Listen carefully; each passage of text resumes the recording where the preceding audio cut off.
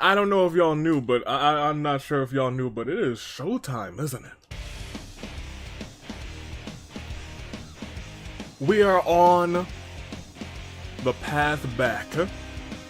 We have made it post AvII-Mania 2. And most importantly, Void is gone. So without further ado, I think this is gonna be a pretty good episode. Put me on the screen. Good day, good, wait a minute.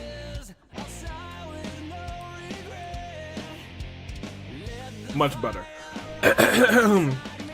Good day, good peoples on their fine day in the year of the Radiance, Tuning Dave, Bravo Dave, Anomaly, the Anomaly Cars. We are here. Oh man, how's everybody doing? I'm hopefully staying cool because it is still hot outside. I got a Sonic slushie. It's tasty. Hey, they took my car away. Kotoko, no! You were the fan favorite, they can't take your car. Time to start the show. Hello, AV, I'm good saying, says Ezra. Glad to hear it. Good, how are you? I'm doing pretty good. Ryan, Sharmila says Void no more, and we love to hear that. Ready for Void 2? XSP? No. Bad. Nobody wants that. Glad to see Inferno a week after AvII-Mania.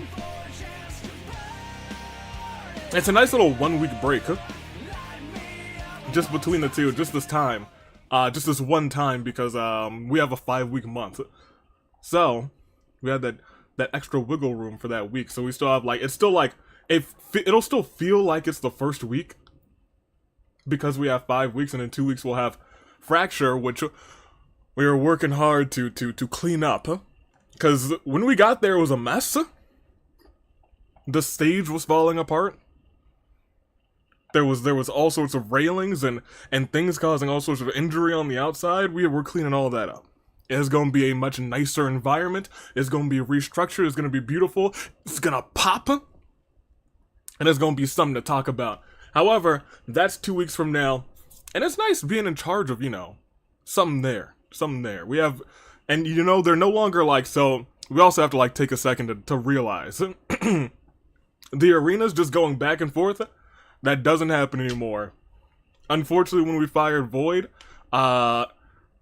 we have the Inferno arena kind of got elevated up an entire floor. So there's now just kind of 2 stacked arenas, and below it is Fracture, which is fractured, so we really have to strengthen the base of Fracture because it's at the bottom and we don't want Inferno to collapse into... You know, I see how a lot of things could go wrong with what's going on here, but don't worry, I'm cooking. Everything's gonna be fine. Let's start the show, baby! Let's start the show, baby! Oh, man. Kuzusoda's here. Dragon Force Czar, I saw everybody popping in. I saw Ribbon and Shine saying, you heard this song in school? That's crazy. But while I'm, don't cook, no, hold on. I cooked, and things worked out at AvII-Mania 2, even when it looked like they really weren't gonna work out. I digress, we're gonna cook. So I guess Fracture is like the mystery labyrinth, and the way that it collapses, fair enough, kind of, sorta, it does feel like that, but I digress. Let me make sure this is on live chat so I can see everybody's message. Al Julio, Mondoza, hate that. Cherry Berries and Anthony Sub, of course. Bradley, Gunther, me YouTuber friend. Everybody's popping in, but I need to give you guys the first poll of the night. It is tables action. In fact, it is tables title action. Not tiles, title. There we go. We have both fresh off of victories at AvII-Mania 2. We have Timerra from Fire Emblem. We have Clover, your champion. In fact, we'll make a champ Clover. And Clover, I feel like a lot of people think that Clover's win is a little bit controversial. Actually, there's one more thing I need to check before we do this. I need to check the poll here, because it was very close. In here, yeah, I actually do have to edit, because more people did come through, and the top choice for your pick did change. So I gotta fix something real quick. I gotta change something real quick. So give me 1 second. Shockingly enough, I don't think it's ever happened where I had to change it mid-show, but like that poll officially closed. And I do need to change who you guys voted for. Let's see. Customize participants. And you are now where are you?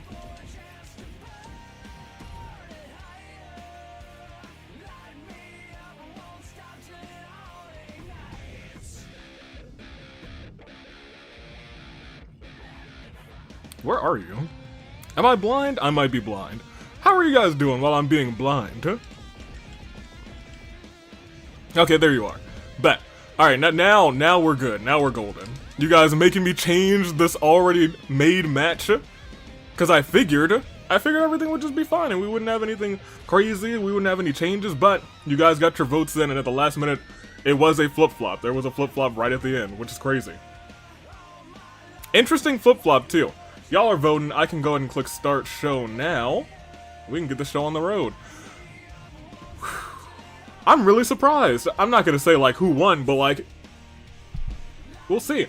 Let me see. My eyes are still stinging from the mist, though. It'll clear up. It's cleared up from pretty much everyone else. In my books, the Repairman's a good guy now. Fair enough. Doing good, says Kotoko. Okay, so Inferno is like the first floor. Infractor's like a basement. Essentially. Well, or is second floor Inferno. It's more like a second floor for Inferno, and then the first floor became Fracture. It's more so like the second one, Ezra. Remnant trying to use training for Sakura after losing. I mean, that did happen. Regardless, everything's all set. You guys made me change one match, but you didn't make me change this one. Table's title is on the line. Let's get it on. Let me actually boost the audio for the game just a little bit.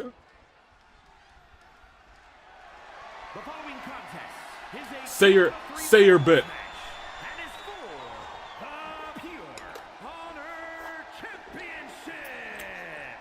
Oh, this is cold.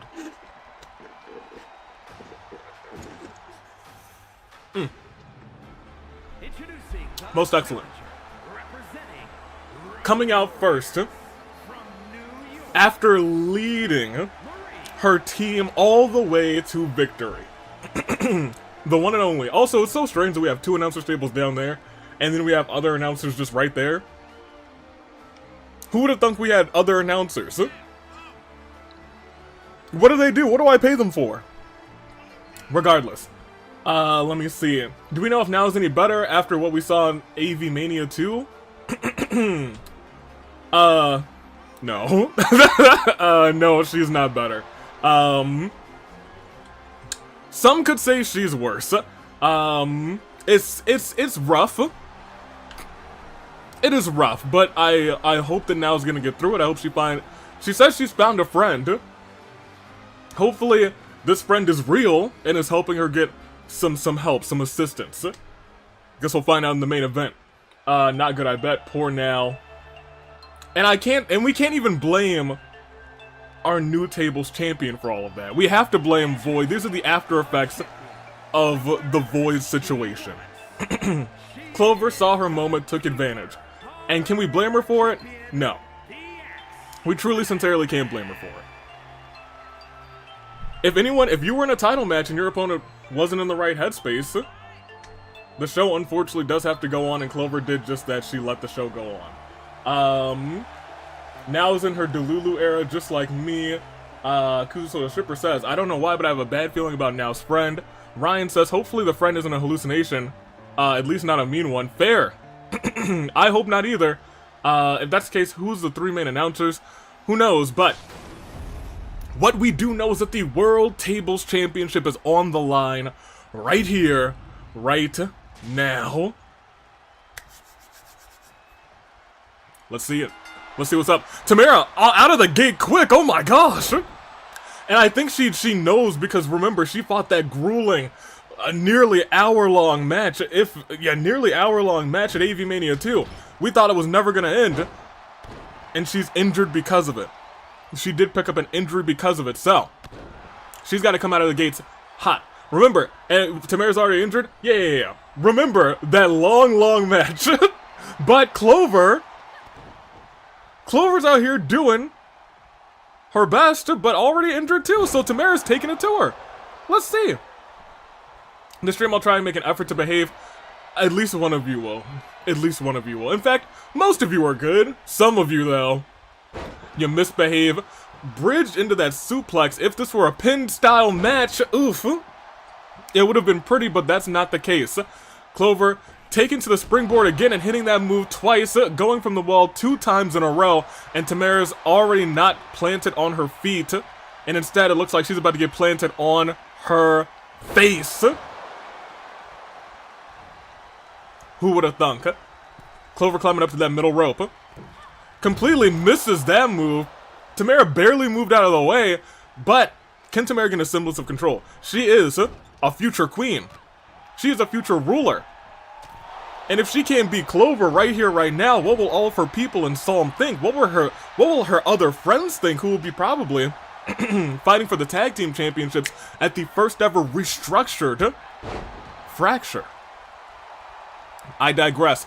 Rolling on the outside, Clover's there right in front of a table, and Timerra finally has a little bit of control in this matchup. Clover now back on... Ooh, wait, I was gonna say she's back on her feet. Got her head back in the game. What is Timerra thinking? Gets hit with that dropkick. No! Looks like she might have just pushed it out of the way, but Clover stays on her. Butterfly bomb spine. Small of the spine, in fact, right to the back of the mat. Clover rolling out of the ring and gets the first table of the matchup. Camilla, I still need to fight her. I don't know if you need to fight Camilla. Why do you need to fight Camilla? Why? And now we see, picking up that table is Timerra, surprisingly enough. But Clover catches her and rock bottoms her right onto the knee. A Uranagi to the knee. Timerra tries to get the better of her with that kick, but didn't quite make it. But look at that single leg drop kick. With ease, she sprang up there, but Clover's just too fast and the audience knows about it. Nothing can keep these two ladies down off of their feet for too long. Boom! Flapjack face to the mat as I catch up with the chat. Jessica Salazar says, Now's friend is going to be our Void replacement. I bet on it. I hope not. I hope not. They're just fighting, no tables. Well, they got a table now. Don't you worry, Ryan. Oh, I see you. Never mind. Me and Hina at least agreed on being peaceful, but it looks like Timerra might be in trouble immediately. No table crashes. Yeah, it's 2 out of 3 falls. And who's going to get the first fall of this matchup? That's going to be a neck breaker. Does not go to the table. Her arm was very close. It could have snagged that into the table. It could have broken, but it was not the case. Clover, back in control. Now Timerra, back in control. Timerra keeping control, dragging Clover to the table. Will Timerra get the advantage on the champion? It looks like, just like earlier, the flapjack, she sends Clover to the table with the very same move she used just a few moves ago. Were we counting Timerra out all too soon? Were we counting the not so, I'm not even going to say not so great, very bad singer out all too soon? We'll see. Streams without misbehaving, 0. Thank you for the count, Dragon Force Czar. That's your new job. I'd gladly fight Couch. Couch, should I say something? Clover, no. Clover setting up another table. She knows she's got to get herself back in this one. And to do that, she's going to get a third table because she knows that she's going to need 2 at this point. She knows that. And she's going to get a chair. I guess she also knows that she needs to do some damage. If she gets hit with that sandstorm by Timerra, Clover could be knocked out lickety-split. How much do I get paid /S? You get paid in good boy points, or good human being points, or good you get paid in Scooby snacks. I think that's the best one. Uh-oh. Timerra honestly really taking it to Clover now. But Clover still staying in this matchup. He forgot Couch, obviously. So much for not behaving. I accept your terms, and I will provide you the Scooby snacks. Wait, we're getting paid? Where's my payment? Oof! Face buster to the mat. And Timerra's stunned. Clover has to get a semblance of control. She's got to get at least one fall. AV doing even more tax evasion. You're dang right I am. Clover now back on the apron. Gets out of the way. Tries to kick Timerra. Timerra out of the way as well. But Clover catches the kicks onto Timerra. Takes her down. The back of her head might have hit those steel stairs as well. Hits a running senton. Just barely catches her. And maybe caught the knee because she was clutching it at the end of that. You saw. She might not be able to get out of this very easily. On the verge of being stunned. Clover needs that stun to hit. But it doesn't look like she's gonna get it with that vicious neck breaker. The table caught once again the leg of Timerra, and I think that might be the new target of Clover. Or maybe, I was gonna say, could we? Was she about to use the announcer's tables? The real question, flipping, unprettier, Timerra. Oh my gosh, Clover's a wreck right now. Oh my gosh! I don't know if Clover's gonna be able to walk out of this one. I've returned from dinner. Welcome back, Anthony Sub. Let me see. I want to be paid for bodyguarding. I don't know if you want to be bodyguarding in the AWE. It's dangerous in there. I like to keep to myself right here, away from the action.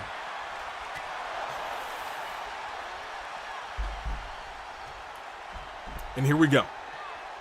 That is cold. And it was like 90 something today, and I needed it. I needed it in my soul. That being said, what do we got here? They're really just using that barricade, aren't they? They're really just saying, hey, it's barricade time. And there's the stun Clover. Timerra, I think, just wants to make sure Clover's out of this one. And out of this one quick. Face buster. Right to the mat. But Clover fires back. With a right. Timerra with a kick. Clover with one of her own. And using the barricade again. Nobody's broken it. Nobody's ever broken the barricade, surprisingly enough. But she's using it. What is she going to do to poor Timerra? Kicked her right in the face. With the elevated height of the barricade. And Clover, it looks like she was thinking about getting another table, but got caught with a DDT right onto the mat. Goodness gracious. And now Timerra's in the ring and nearly stunned, but Clover's taking her sweet time. And she might have taken just too long because Clover, oh, I was going to say Clover in dire straits, but able to get out of that. And what has she got going on? Ooh, her face almost went careening into the side of the table. And that's what's so dangerous about Clover. Her moveset is phenomenal for these tables matches. And Timerra on the verge of being stunned. And she is stunned, which means Clover is most definitely picking up the second fall of this fight. And it comes down to one more shot. It comes down to one more shot. Timerra continuing her psycho arc from the Hell in a Cell love match during the engage scream. I was going to say. Timerra just wants to brawl. She just wants to fight. This is what she's been waiting for. This is her opportunity. She says, look, I don't care about winning or losing. I just want to brawl. I just want to make some fist-to-face connection. And that's what she's been doing tonight. But she may not be winning this whole thing. She's going up against someone who I think, for the first time in a long time, has been put through a table. Think about it like this. Think about it like this. In that fatal 5-way match, Clover put everyone through a table. In her one-on-one match for the tables championship, she put Now through a table. And just recently, Clover, I think, realized what it's like to be put through a table. And she says, nah, I'm not going to let that happen again. But Timerra's the one who's in charge right now. Let's see. This match is quite even right now. You were dang right, Ezra. But it might not be even for long because it looks like she's going for Sandstorm right to the back of the neck. And if she sets up that table, we could be seeing a new tables champion. She doesn't know where to put it. She found her spot. Clover's still stunned. What is she thinking? Clover's up. And now she's going for the drag, but is it too little too late? Is Clover still rocked from that major move? Timerra struggling to get her to the table. Clover saves herself. But was that enough time? It looks like she's struggling to get Timerra to that spot too. Timerra in the nick of time saves herself as well. We've got back and forth in this action. Timerra throws Clover to the outside. What is she thinking at this point? What is she thinking at this point? Slaps her right outside of the ring. Goodness gracious. What do you mean she's kind of bad? Now, do you mean bad as in bad? Or do you mean bad as in, like, you know, she's not... Goodness gracious! Clover, my gosh! Took the words right out of my mouth! As Clover's back in the ring, she's back on the offensive, and with that move, she may have just retained her tables championship. Ladies and gentlemen, spoke too soon. Timerra's still in this fight. And all of the rubble in the ring started to suddenly shift over. Timerra saves herself and throws Clover out of the ring again. Oh my gosh.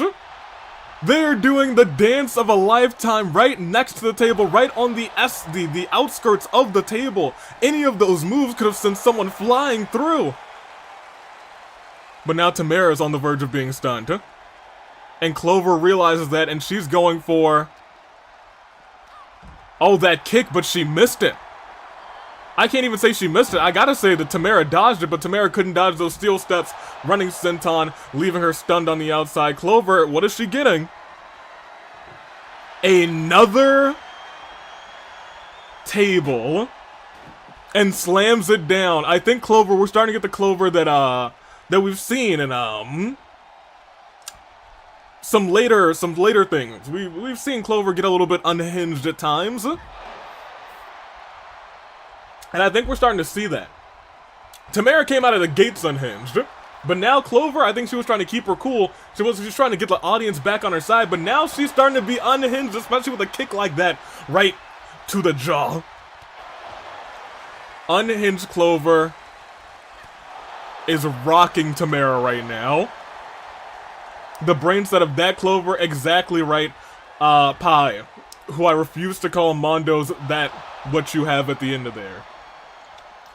Keep both of them eyes open and stop keeping one of them closed. Yell, yell, yell, yell. Says Rivet and Shine. Nobody likes that Clover. We'll see. Ooh, but nobody also likes getting rammed into the steel steps. Goodness gracious. And Timerra, who was already hurt, seems to have caught a head injury now. The double stomp to the already injured midsection, too. We have to keep remembering that Timerra started this hurt. She started this injured. But she came to the fight anyway. She said, you're still going to give me an opportunity? I won't let a little bit of sore ribs, maybe bruised ribs. No, no. No, no. Clover being lifted up. Or rather, lifting up Timerra. She's setting something up, something dangerous. She ran right into a kick, but the other kick got caught by Timerra. Clover lifted up, slammed down to the mat. And we are starting off with a brawl. I thought some of these other matches were going to be the real brawls, but this one turned out to be just a fight. And now Timerra's kind of just vibing out with the crowd, I guess. She's kind of like, yo. Misses the elbows. She was freaking out a little bit, but... hot take VLR Clover over VLR Alice. I don't know how to answer that.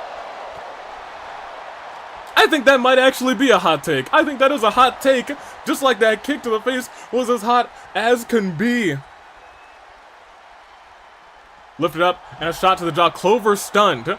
Once again, if Timerra decides to take advantage here, and it looks like she might, I think she sees her opportunity. She sees Clover still stunned. If she can get her to the table in time, she lifts her up. She's dragging her over, and she might have the time to do it.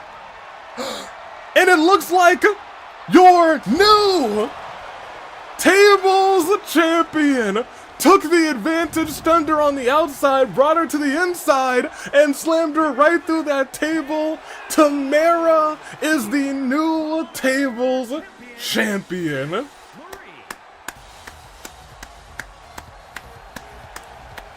And with that, The 13-day reign of Clover is over. You can say it now, hashtag Clover is over. Timerra, who came out unhinged, wanted to just brawl, wanted to just fight, won the whole thing. And you know what? I gotta congratulate her to it. I gotta congratulate her. She put on a fight against someone who had never been put through a table, and today she went through two. And she lost her title. Will we see that again? Who knows? Who knows? Is that the shortest lasting champ time? I'm unsure. I don't think so. However, hopefully Clover gets more matches in the future. Oh yeah, she'll hang around. After her dominant performance, you know she's gotta hang around for a little bit. But I digress. We still got some more matches to get through, don't we? Congratulations to our new, say it again, new tables champion, Timerra. But speaking of champions, hashtag Clover is over. I didn't want that to really be a hashtag, but I mean, like, it was really catchy. It was really catchy. Oh. Queens was like a month pie. Yep. I digress though. You guys know what it's time for. It is. I don't know, I was about to type just in the chat this next matchup, but y'all want a poll, not just me typing.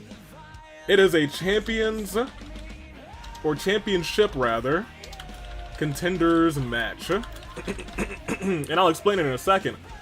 Those who have been here for a hot second already know. But those who are newer to the vibe, allow me to elaborate as I get everything going on here. And last but not least, the one and only Camilla. Champions Contenders match. Right now, the title is not on the line. It is a fatal 4-way elimination match. If you pin the champion, you get a one-on-one title shot at the next event. However, if you win the match, you also get a title shot. So it could be a 1v1, or it could be a triple threat. Or if Boss wins in this instance, Boss gets to walk into the next event, into Friday Night Fracture, just as a champ, and just watching from the sideline saying, ha, fools, the champ is still here. Acknowledge your travel companion. Oh yeah, put your ones up for Paimon. Wait, is Cyber Angel now the champion song? I feel like I heard it during title matches. I think it kind of just pops up. It replaced some other song. Who knows, we'll see, but let's get into the action. Sara's heel time is over, I want her to win. I don't know, I feel like Sara's heel time is still on. However, speaking of somebody that we have to talk about, as I mix up the slushy a little bit more.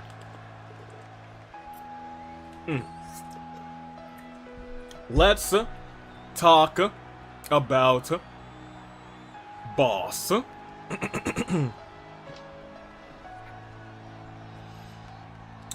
So, oftentimes they say, history repeats itself. And Boss proved that.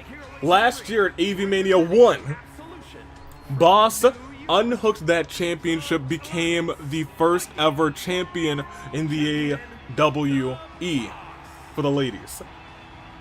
However, she lost it quite a ways forward at not Ticket to Paradise, at the Fight Before Christmas. That being said, she never got it back. She even got opportunity to get it back, but when we walk all the way back to AvII-Mania 2 just 13 days ago, she had that opportunity again, and because she won again, she will have the opportunity at AvII-Mania 3 to be in that ladder match. She is the only confirmed entry in there. Two-time champion. The first, I think the only ever two-time AWE champion. And that title is all she cares about right now. But let's keep talking about history repeating itself. Do you all remember who took the title off of Boss?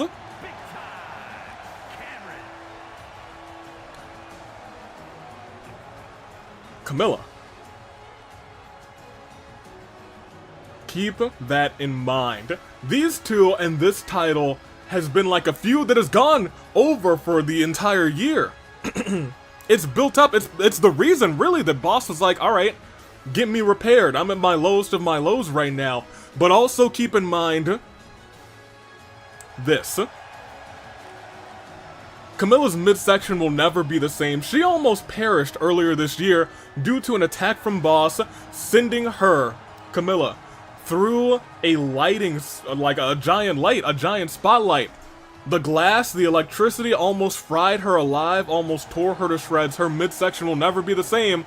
Although you guys will clearly disagree. You guys will say, oh, her midsection's the same, alright. That being said, that's the woman who took the title off of Boss, but let's talk about the next person coming out. Sara was in that first ladder match. She didn't win, but at this year's AvII-Mania, she found herself a little rival. A rivalry that played out during the entirety of the summer, essentially. One that was not focused on convergence or repairs. It was focused on a beef with an idol. A beef with someone who caused Sara PTSD. And now that that's out of the way, she has a new focus. Ladies and gentlemen, Sara Chidoi.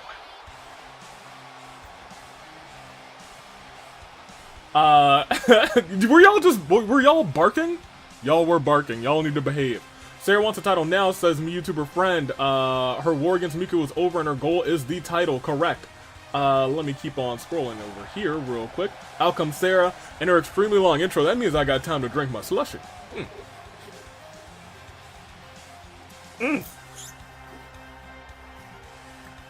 Okay, not sponsored. But this is a strawberry lemonade slushie.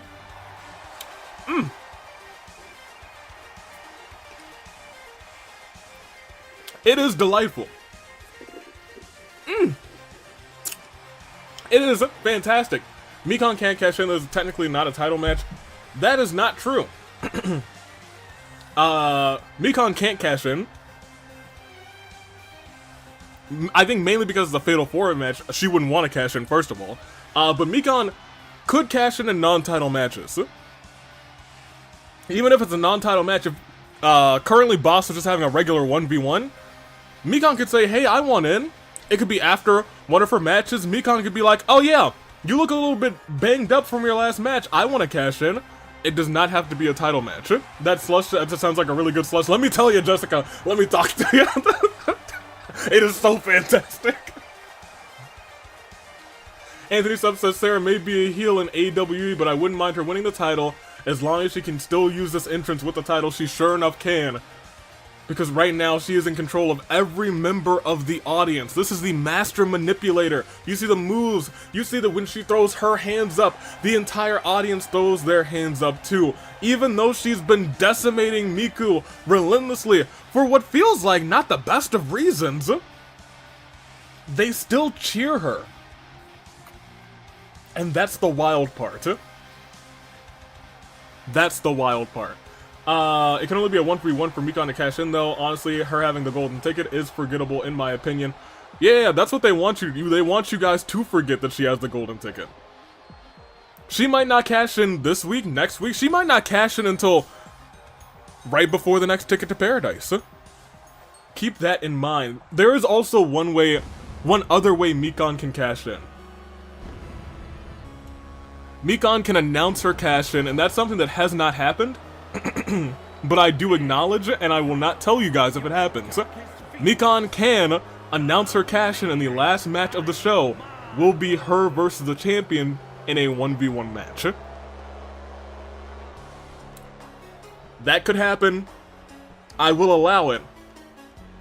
And I know that it can happen. However, we'll see. The crowd's booing, but we are not. We're throwing our ones up. Paimon, we acknowledge you.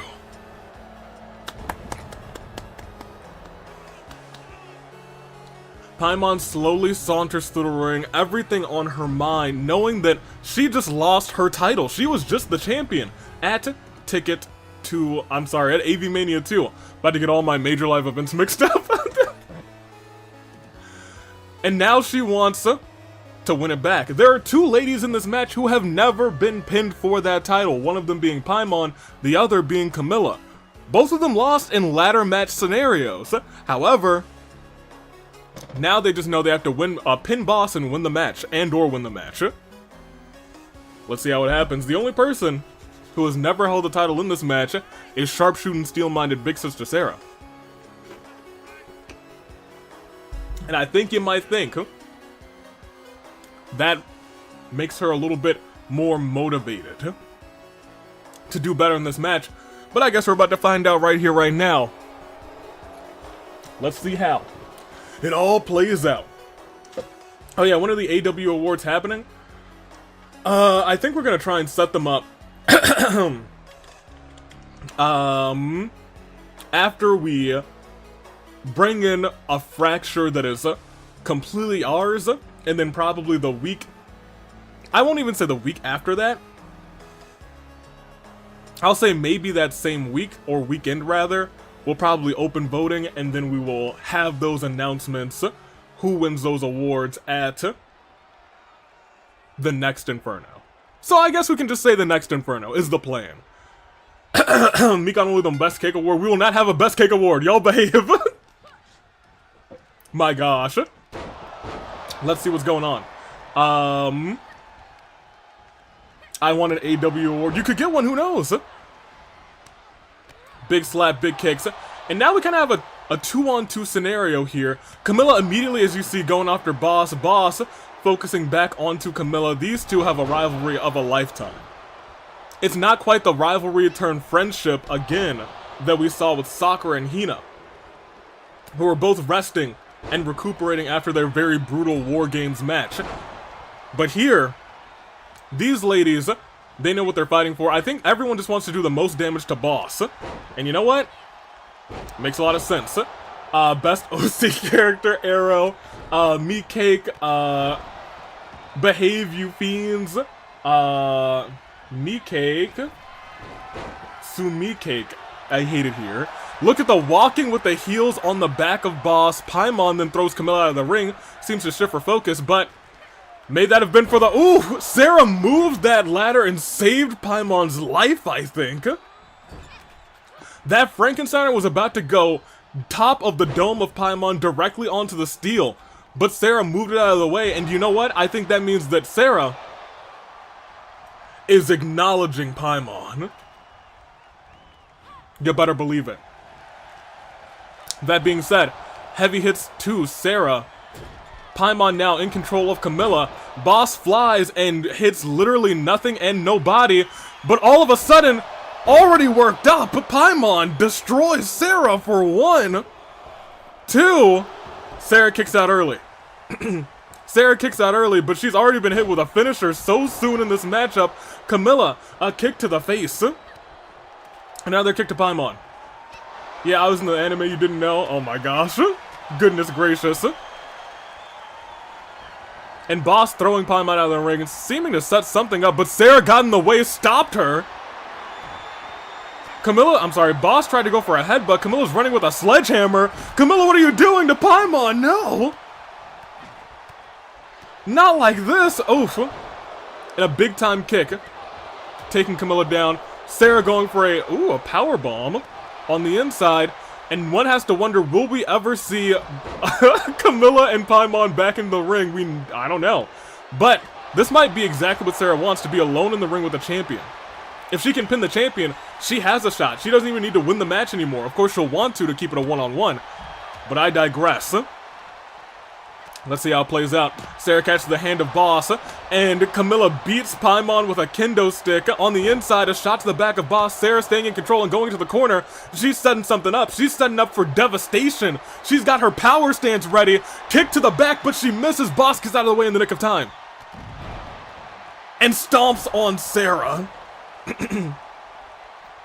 Boss already ready with a signature. Boss ready with a finisher, throwing Sara into the corner. What does she have planned? She planned that reversal. Sara, DDT to Boss.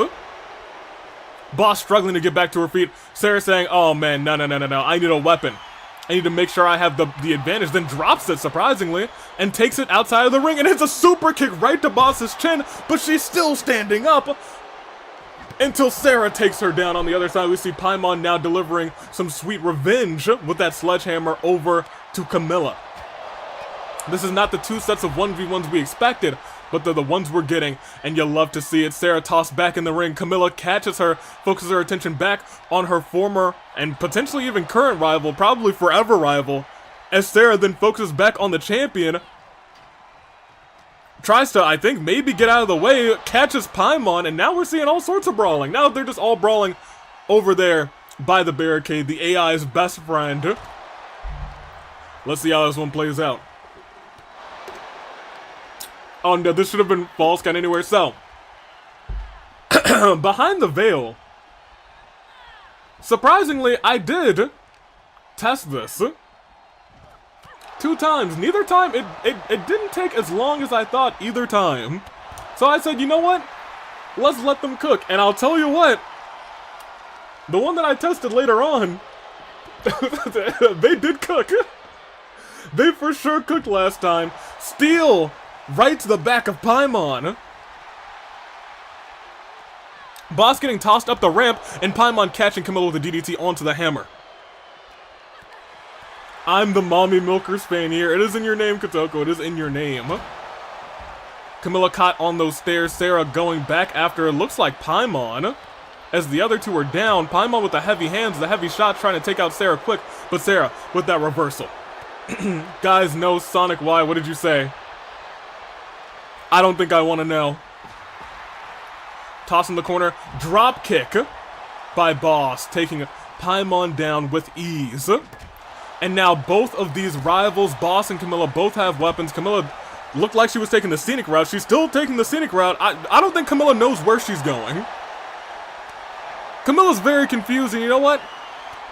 I feel that Sara lifts her up on her shoulders, but Camilla gets out of it, drops Sara with a reverse DDT, and Boss is just out here destroying Paimon.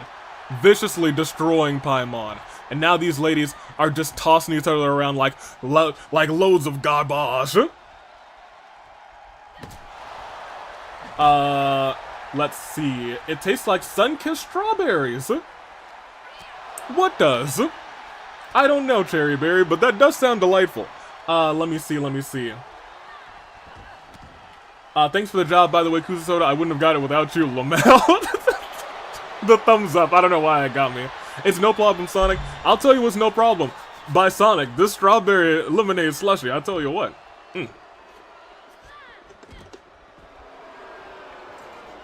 That is no problem at all. You're dang right. That's what meat cake tastes like. Man, I wish I didn't read that. I despise that. I don't like that. Sara tossing Paimon, and now 2 of them celebrating, both Sara and Camilla. And it seems like that might have given them a brawl. And Paimon's holding up the ones! Did you see that? Paimon's holding up the ones! Paimon, you already know. You already know. Well, Paimon held up the ones and they got put down real quickly. Ugh. Goodness gracious. Boss starting to get up to her feet. Sara with a slap. Slapping the taste out of Camilla's mouth. And then, still standing up. Looked like she was thinking about throwing Boss into the ring. Went for a DDT, but instead, now we see Boss lifting Sara up for... Thought about a suplex, but Sara got out of the way, went for a chop block on the knee. Everyone's gonna be hurt by the time this goes on. Paimon acknowledges herself. You love to see it. Cherry took the AV bullet, acknowledging them. Look, put the ones up. Let me see. Give me a wish ring. I want to wish for everyone to forget about meat cake. Look, you know, that's probably for the best. Oh, she's trying to make Paimon tap out. Maybe even goad resiliency out of Paimon on the outside. But Paimon gets out of it. Sara tossed into the ring. Boss tossed in the barricade. And Sara diving through the top and middle ropes. Right to the back, and you have to keep in mind the injured back of Camilla. That is the story of this match. That's going to be the story of her career. It'll always be her injured back. That'll always be the focus. But the thing is, Camilla's waiting in the ring. She's like, come on, somebody's got to fight me in this ring. Somebody's got to fight me in this ring. But maybe that won't be the case because a butterfly bomb once again to the back. Once again to the back. Sara looks like Paimon was trying to throw Sara into the ring. Boss tossing Paimon. Boss then, oh wait, hold on, we got two people in the ring, and the audience goes wild. But could this be the moment that, onto the ladder, and then a leg drop, literally decapitating her as she's on the ladder.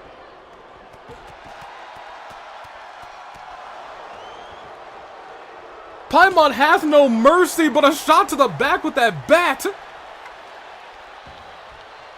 Goodness gracious.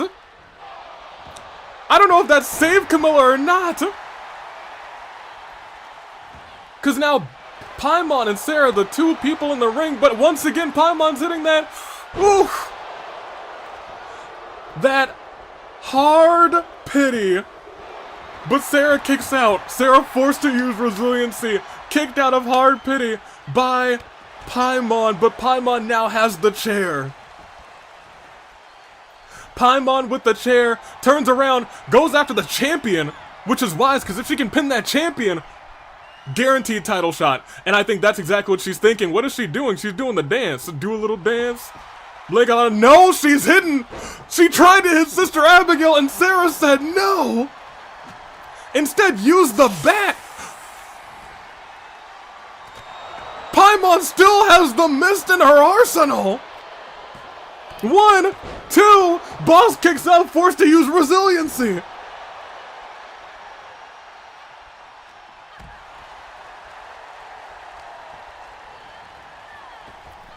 Oh my gosh!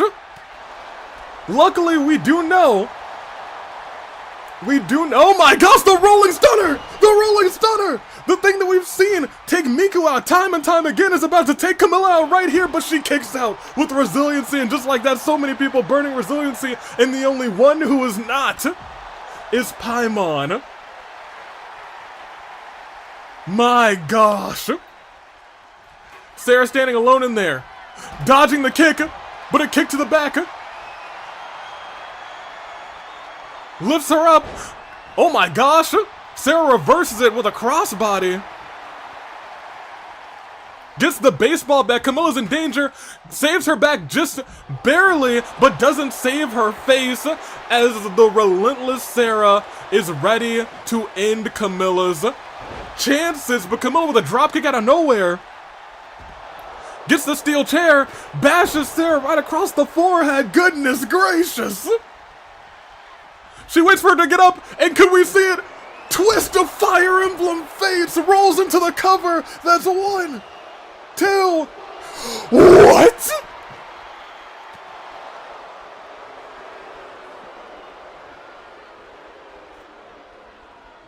Oh my gosh. Oh my gosh. The move that's retained her title so many times, but wait a minute, it's hard pity. Sara's been eating finisher after finisher, and that might be it too.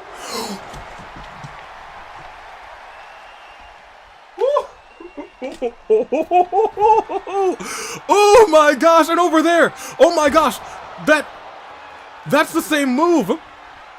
That's the same move that Boss has used to try and destroy the knee of poor Sakura. And okay, you know, it took a lot of time. Sara, I don't know what Sara's on right now, but oh my gosh, Sara. Oh my gosh. Sara, that's something we will remember, because she went nuts. She went wild. She kicked out so many times. Oh my gosh. And now setting up. Trying to go for that knee bar again, trying to rip the knee ligaments apart in Paimon's knee. If Paimon's able to get out of this without resiliency, and she did. And a big kick by Camilla. As she gets the steel chair. This one, I'm telling you, I told y'all to let them cook. I told y'all to let them cook. And now they're cooking in the ring. Uh-oh. Lifting up by the legs, she's now targeting the legs of her opponents. Targeting them. And she goes for that knee bar again. Paimon now forced to use resiliency. Boss is now a menace. And I think she's waiting to destroy Paimon's knee one more time. And Paimon might be out of this one, might be forced to tap. In fact, she is. Paimon saving her knee, unfortunately, out of this one. But oh my gosh, it looked like she was going for that Fire Emblem, the twist of rather, Fire Emblem Fates, right onto that ladder. Could Camilla get her one-on-one title shot against Boss? Camilla is on the ready. Tossing Boss. Flipping her over. And rolling into the cover. 1, 2, Boss kicks out. Boss kicks out. Rolls her around into the big sis slam with authority. But a roll up by Boss out of nowhere. She's hooking the bad leg. She's hooking the leg that she targeted the whole match. But Camilla, with the last bit of strength, able to catch on. Able to catch on. Knee to the face. Boss still standing tall. Camilla with that much needed reversal. Missed that drop kick though. And Boss lifts her up, slams her down. Suplex, picture perfect. It came down to these two rivals. And I don't think it could have ended any other way. Camilla tossed onto the ropes. Boss goes down. Boss goes over. And Camilla gets dropped. Boss staying on Camilla. Get her into the corner. She knows that if she lets Camilla breathe for just a second, that Fire Emblem, that twist rather, a Fire Emblem face could keep her down with the quickness. Gets a baseball bat to make sure that she stays down. Make sure that she won't have to defend her title next week because it could be one-on-one. Camilla versus Boss. Shot to the skull. Shot to the skull again. That's gotta be a concussion. And she keeps going. But she catches her jawbreaker. Boss is rocked. Boss is rocked right now, and this twist of Fire Emblem Fates could keep her rocked forever. That's 1, that's 2, and whoa! No way. Absolutely no way. Absolutely no way.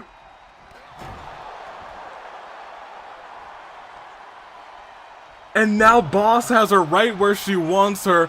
Injured leg. She could be thinking about that submission. Camilla trying to stand up on the ropes, trying to get a semblance of where she is, trying to make sure Boss doesn't get a hand on that ankle. If she gets a hand on that ankle and knee, Camilla could be done. She could be out. But look at that. A kick right to the throat. A drop kick right to the skull. And she's got the bat in her hands now, saying it's time for my revenge. Oh, but look at that. Slam for the knees. Oh no. Still targeting the knees. And 1, 2. Another kick out. Targeting the knees over and over again, but Camilla still has the wherewithal to kick out. It's still getting caught with that bat though. And it looks like it might be the end game for Camilla. She gets out of the way in the nick of time, but gets turned around, and she gets caught in that knee bar again, begging for help, but it looks like it's gonna be too late. She has to tap out. Boss will not be defending that title in 2 weeks' time. Boss is still champion. Oh my gosh.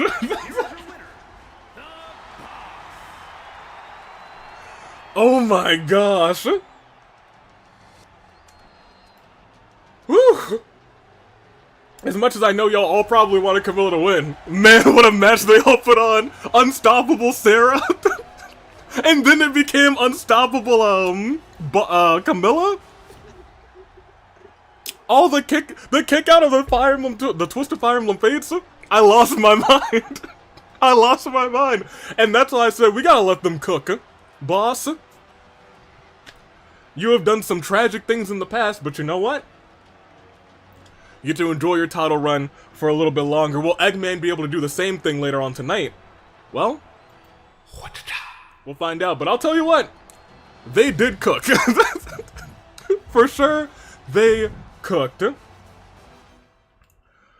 Whew. Let me see who you guys were rooting for, actually, because I did not get to pay attention. Because they were cooking. And I was like, oh, yeah, they are cooking. Let me see. Only 12% rooted for Boss. Y'all wanted to see a championship match, but Boss said, nah. But you will get to see a championship match right here, right now. It is not Q&A. That's not what I want. It is. There we go. Tag team titles on the line. It is Shuichi. We'll give them their name, the Ace Detectives, versus the Bug Hunters, our champions. And the tag team titles are on the line. Let's see who walks out as champions. Y'all get your voting on. I'm gonna drink some more of this slush. It's got real strawberries. That's very good. I like both teams. I was gonna say, I enjoy both teams here. They are in league with Yuma, who will be fighting for the Tables Championship next week. Not next week, I'm sorry, in 2 weeks at Fracture. Probably will have the first match at the new Fracture.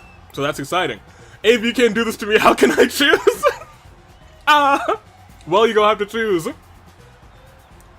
See, both of these teams came off with big and perhaps surprising victories. I think surprising victories is to say the least at AvII-Mania 2. These detectives got destroyed by the team of Buff Doof, Agito, and Rindo. However, via a non-breakup, the detectives got the victory, and they found themselves now in a title match. However, think about the other side, the boys who are about to come out. The Bug Hunters. We thought that they were gonna lose, but So never gave up. This is a new So. This is a So unlike any we've ever seen. He continued to kick out, he continued to fight out, and he fought until he came through for his bug buddy. And they are your two-time AWE Tag Team Champions, the Bug Hunters.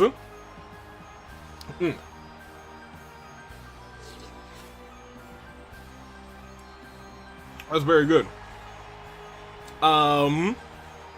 Does he not stun at all? No, absolutely not. Shuichi never stuns. Let's be honest, that boy is pale.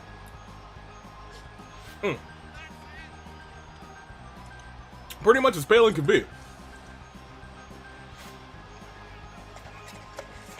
That boy need to get out more. But I digress. Two excellent teams. And hopefully nobody comes out and makes this a triple threat match. Am I right or am I right, guys? Don't worry. I'm gonna go get some water right now. I'm sure nobody else will come out. I'll be right back, you guys.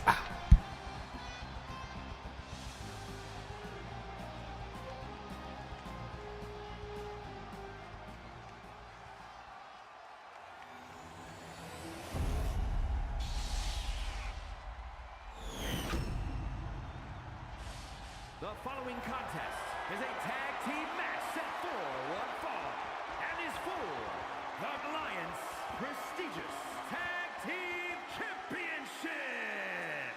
Championship. Don't worry, I was kidding. I was kidding, y'all. I was kidding. I really hate that when I left that one time, shenanigans happened.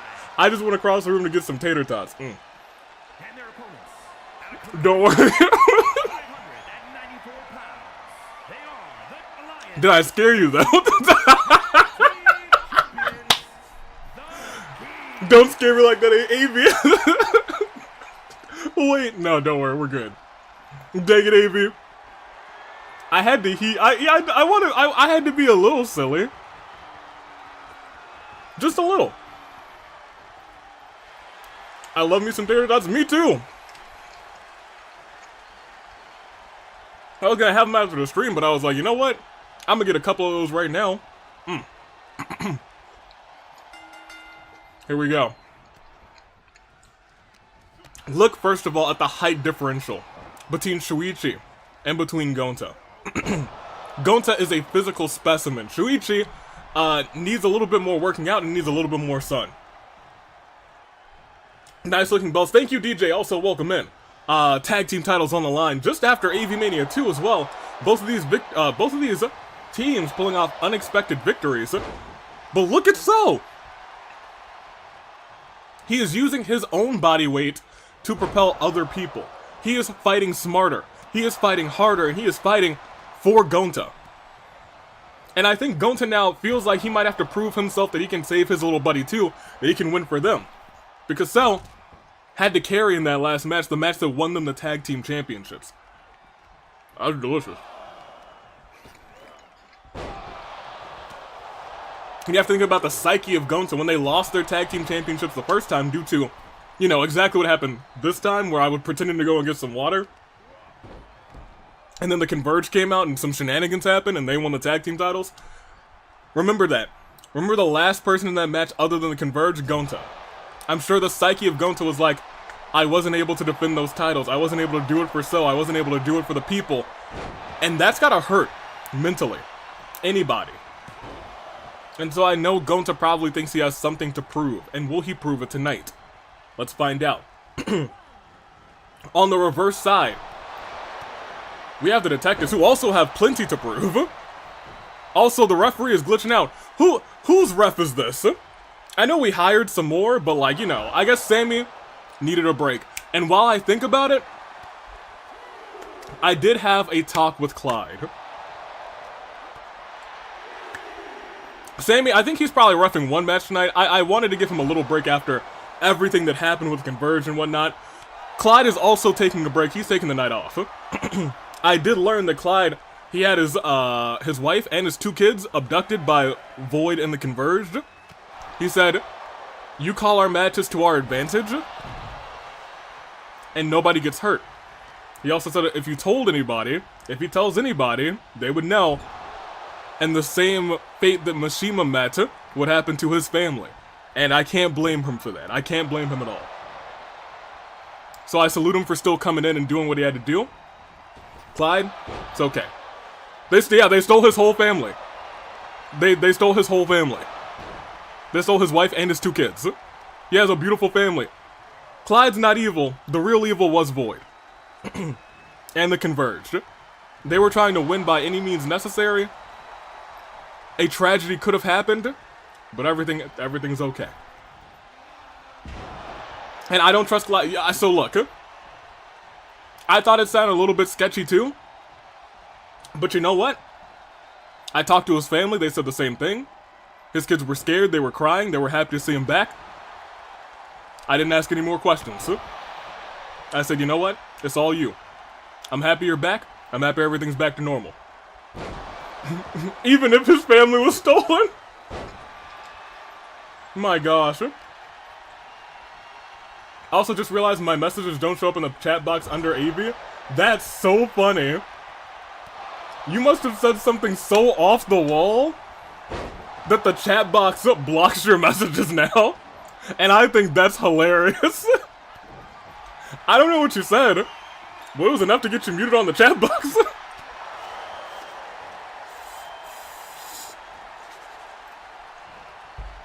For those who are watching not live and are peeking at the chat box. Yeah. Also, good pointing out, Anthony Sub. Realize that it's 2 Your Turn to Die characters versus 2 V3 characters, and the relationships between those characters are interesting. Gonta and Shuichi, I'm sure, very good friends. However, I can't say the same about Cell and Keiji. In fact, I'm pretty sure they can't stand each other. I'm pretty sure they can't stand each other. Also, welcome in, to you, Bradley Gunther. Okay, I'm not muted like Paimon. That's hilarious. That's funny. Draw all my AvII-Mania messages. Oh, all of them were blocked? That's even funnier. It doesn't look like you're blocked on Twitch, though. For Twitch AV, when I peek at his stream sometimes.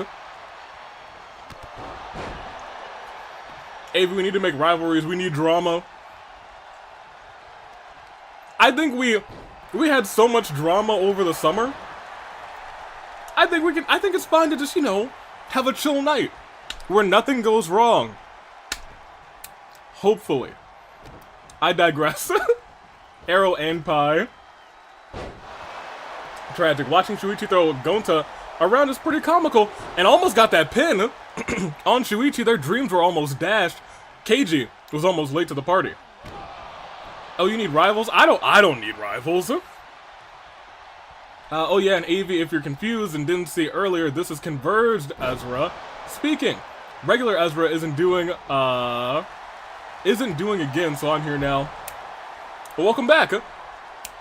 I don't know how the Converged still exists. Maybe you're still like getting away from the Convergedness. It took like days, varying days for people to get out of their Converged state.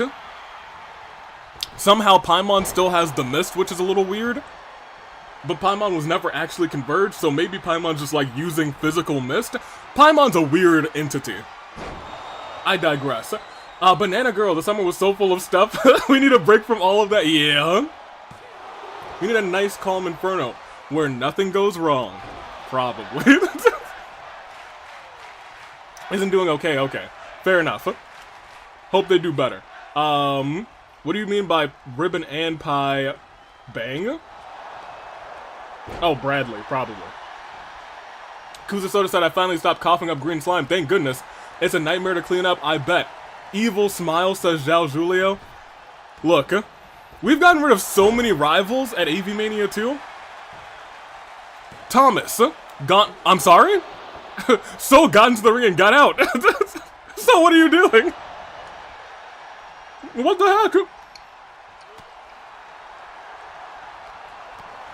So, AV, never is a normal day. I'm waiting for Mikon to cash in. Who knows when she's gonna do it? Not me. I have no idea. Thomas? We hate Thomas. Alright, he doesn't exist. He was banned forever? Who knows who that is? Void? Fired? He's gone. He might not even exist anymore. He got banished from his dimension, which was far from okay. Keiji trying to hit So with his finisher. But Gonta's a legal person. Keiji, why? Do you just hate So that much? Keiji, there was literally no need. Ooh! But that was a pretty move. And these are some good tater tots. Lo and behold, oh, targeting the arm of So. Which is interesting. Oh, but this ain't interesting. We all know what we're about to see. Keiji flops to the ground, and Gonta says, hey, you know what it's time for? The Caterpillar. Boom! The heavy elbow of Gonta, taking all of the wind out of the chest of Keiji, but Shuichi in there ASAP. My gosh, the ref was just standing there, right, not even counting. Not even counting. Look at these heavy hops. Oh my gosh, the heavy chops and the heavy slaps and the heavy shots and the heavy knee. He tried to hit but missed the knee. And gets taken down by the knee by Keiji. So, reaching for the tag in, begging for that tag in, but Keiji's not going to let it happen. Goes to tag in Shuichi as Gonta lies there writhing in pain. Gonta, surprisingly enough, I think needs that tag in. So, incredibly fresh. I never thought I'd say the day where So was incredibly fresh in a tag team match. Belly to belly suplex. Will Gonta go for the tag in? No, he still wants to prove himself. And while, you know, I get that, I truly, sincerely get that, he finally goes for it. Looks like the tag in needs a little bit of help, and he does get it, and a shot to the back nearly taking out the spine of Shuichi. Gonta tossing Shuichi not into the corner, instead into the ropes and then into himself. Able to reverse Shuichi as he tries to get the advantage. Getting dragged again. Makes it to the corner, busted him open with that hit too. What do these two have planned? What do they have planned? Okay, shot to the back of Shuichi. But they worked on it together. Lift it up. Oh, the combos! He was like, I'm about to hit him. Got him. And So tried to climb to the top rope, didn't quite make it there. Shuichi barely getting up to his feet and gets caught again. Keiji just hates So, despises So for some reason. Well, I guess many reasons. I can understand why he probably doesn't like him based on their history. However,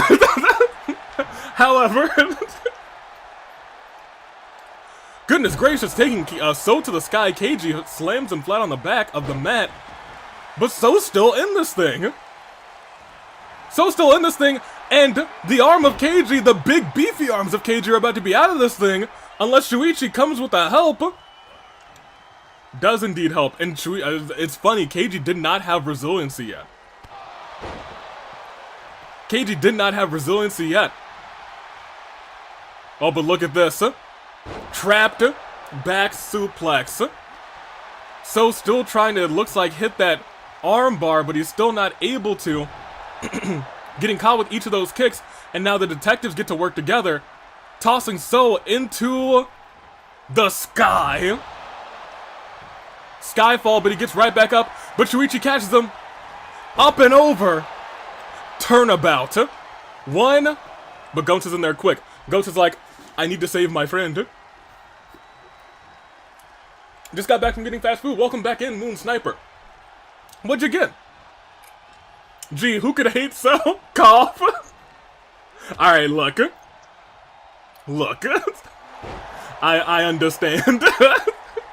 I get it, I understand. So's done some not too savory things in the past, but you know what? His newfound friendship with Gonta, so long as he's not using him, I think has been very beautiful, but the newfound elbow to the face of Shuichi, I don't think he finds that too beautiful. Two counts. Saved by Keiji. Shuichi might not have kicked out, may have had to use resiliency. Elbow drop to the heart of Shuichi. Shuichi tries to roll out of the ring and succeeds. Gonta right after him. He goes after the detective. He says, this is my friend, but I have new friends now, Shuichi, and I have to prove to them that I can fight. I can help defend these titles. What is he doing? Looks like he's trying to choke out Shuichi. He's trying to just manhandle Shuichi, and well, it's working because Shuichi is... He's dead. He's dead. Gonta, we watched Gonta kill Shuichi real time. He died. Huh? He's dead. He is a goner. Shuichi's injured. Yeah, well... After what we just saw, I think Shuichi's out of this one. Rest in peace, Shuichi. It's been real. No, he's still around. He's still okay. But maybe not after that. Face spiked into the mat, and now begging for him to get up. So's ready for that vicious armbar, which honestly needs its own name. We do have to give a name for that armbar. I don't know what it's going to be yet. Did Keiji just hit the referee? Keiji? What's wrong with you? First Sammy, now this lady ref? Keiji. Man. The armbar is the sacrifice, right? Did we call it the sacrifice? We might have in the past, but that is the right name for it. That is the right name for it. Thank you, Ryan. Ooh! Oh my gosh, the reversal by So. I thought he was gonna go flying into the match. Shuichi's just been dying. Keiji chose violence. Oh yeah, Ezra isn't okay. Keep an eye on them. Okay, alright, Luna. The armbar again. That's about to be it. That's it. Yeah. He died. Shuichi was dead. He was a goner. Keiji's hitting women. He's not respecting. Yeah, we call his armbar the sacrifice, and Keiji's knee bar is the keymaster. Yeah, that's right. That's right. That's right. Keiji, you could have broken that up, but he was like, he just wanted to fight some more. He just wanted to fight other people. There's something wrong with that Keiji kid. But the Bug Hunters keep their titles. Congratulations to the boys. They'll be holding on, hopefully, for a nice little title reign. KJ just didn't break that up. He has he just wants to fight. He just wants to fight, apparently. That being said, congratulations to the Bug Hunters. They put on a show. But the show ain't over. Put me back on the screen. Hello, that's me. That's me. I'm on the screen. Are y'all ready? Still champs? Right. And still, thank you, Luna, your champions. The Bug Hunters. You love to see it. I'm talking to my partner right now, but let's go, Bug Hunters. You love to see the Bug Hunters. Oh, the Schoolhouse Brawl is about to be next. And boy, we got a treat. We haven't seen a mixed tag team match in a hot minute. I digress. KD was concentrating too much on his rival with Cell, and he got his... Oh my gosh, Kuzu!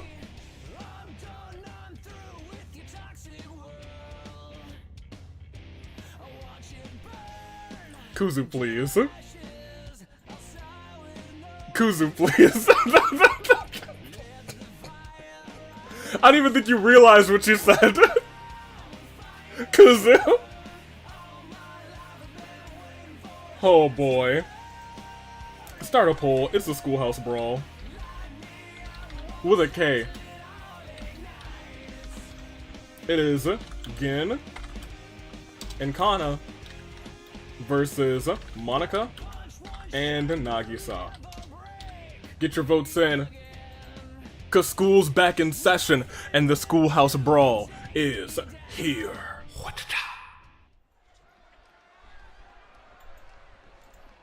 I missed it. What did they say? I refuse to go back and read it. We'll see. Monaca should have chosen Jotaro instead. Matching hair colors. Oh, fair. Are they? I guess as close as it can get. I thought Jotaro's hair was more like a closer on the blonde scale than the brunette scale. I digress. A little bit more even than I thought it was gonna be. He's back, and he's not converged, y'all. We saved him. It got deleted, I can't see it. Oh, oh. Well, don't worry, you don't need to see it. You don't need to see it. No, it didn't get deleted, it's still there. Here, I'll take a screenshot for posterity's sake.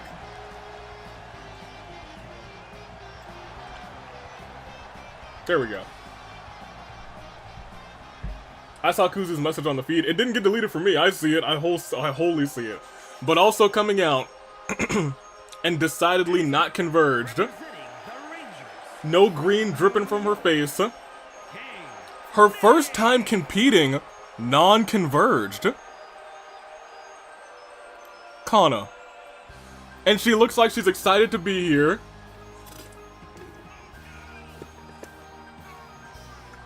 Don't screenshot that.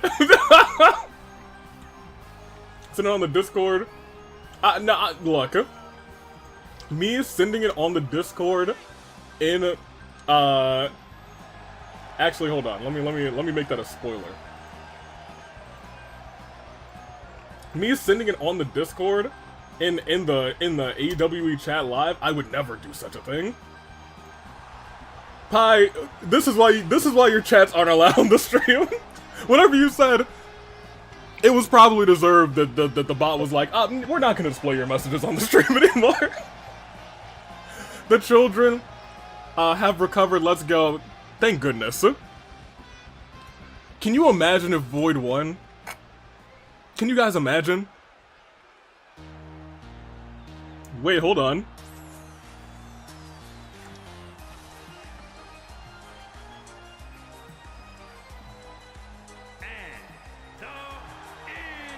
They kind of got a banger though.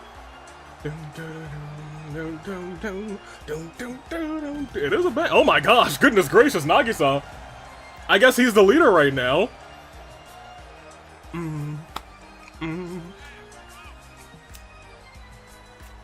Oh boy, this music? No, not for nothing. I do love this song. This is a banger. Hold up. This song triggers my fight or flight sense, not gonna lie. You're right.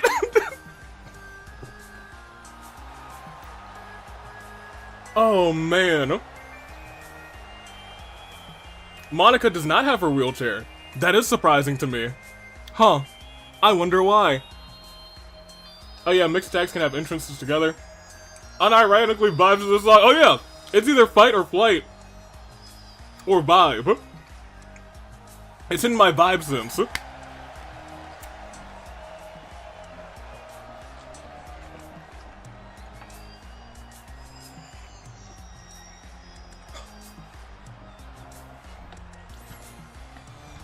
It's a whole vibe. I'm a drink from a slushie.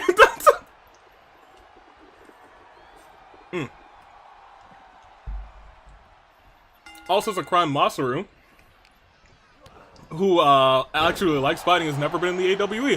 Whoa, Jin trying to pull out the quickest win of all time. No, I would like to find out who has the quickest victory in the history of the AWE. And I want to, I want someone to beat it. I want someone to just like hit a move and then instantly into the match. Ooh, ooh, the knee, the nasty knee by Monaca. The green-haired girls are now in, slapping the ears of Kanna.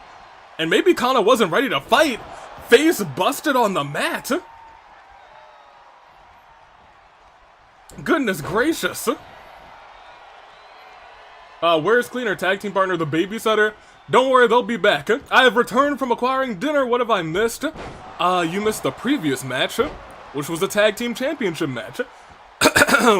It was an onslaught. I won't say going to destroy anybody, but I will say Shuichi got a whole bunch of damage done to him. It was tragic. I remember that was hilarious. That 5-second where Sammy missed the rope break. I think you might be right.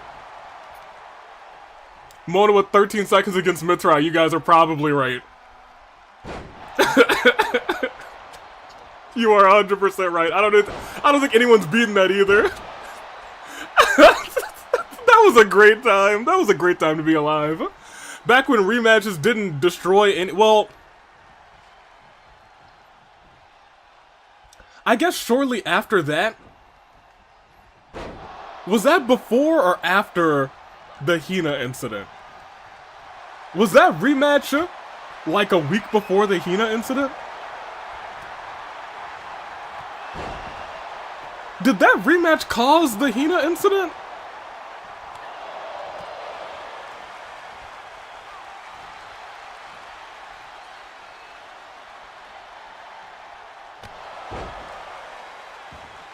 Huh.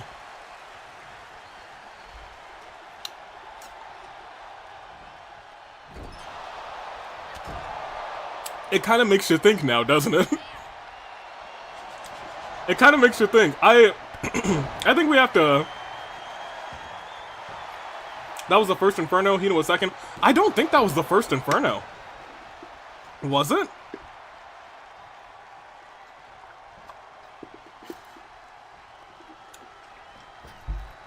I could be wrong. That was the first, Countdown to Fistmas, probably. I digress. Let's focus on this match. We can check later, because that's interesting. That's very interesting. Uh-oh. Look at that. Gin, who we've actually only seen fight once, before being converged. But all that's over now. Look at that. Missed the clothesline, came right back around with another one. Monica's moveset kind of nasty out here. Hold on a second. Monica's moveset kind of nasty, but Kanna says, I won't be beaten so easily. Just a punch to the head of Monaca. Monaca forced to get out of the ring, and Kanna's now feeling it. Or at least trying to. Ooh! I feel like that hurt both of them, and I don't know who would hurt more. The landing for Kanna was rough. Switch the chat. Switch account so I can't be banned on the chat. We'll see about that. We'll see about that. Kanna flying, Pi behave, Psy, grass hair girls fighting.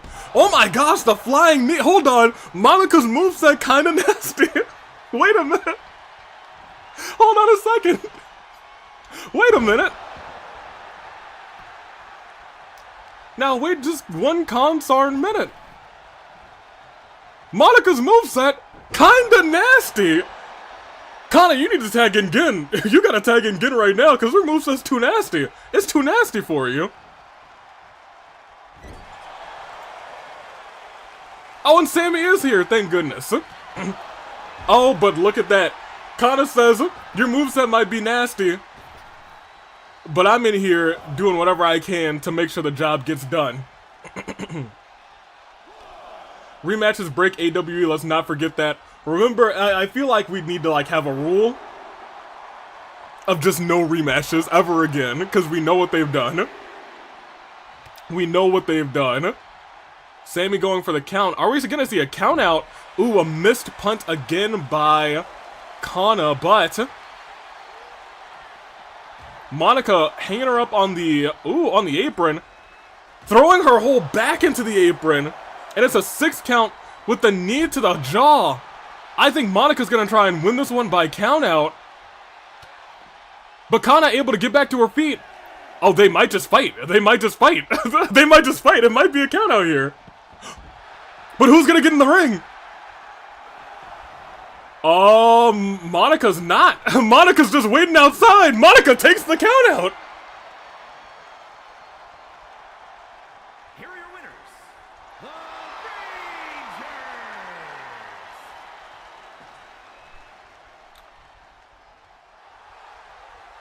Okay. Canonically, I think Monaca wanted to feel despair. And you know what? I think that makes sense to me. Kanna, good on you, I guess. That was indeed an ending. Monaca said, nah, I'm done with this. And as much as I'd like to say, hey, let's rematch it. No, never again. I learned my lesson. Put me close on the screen. I learned my lesson. We will not be doing that again. We will be moving on. Never again. Oh, man. Okay. But Monaca definitely could have gotten in the ring. Yeah, maybe something's going on with Monaca, too. I have no idea. That being said, I'm excited. That really was the ending, the ending of all time. I really do love it when that kind of stuff happens. Battle of the Archons is up next. So, are you with the Archon? I'll just put contract versus freedom. Are you for the contracts?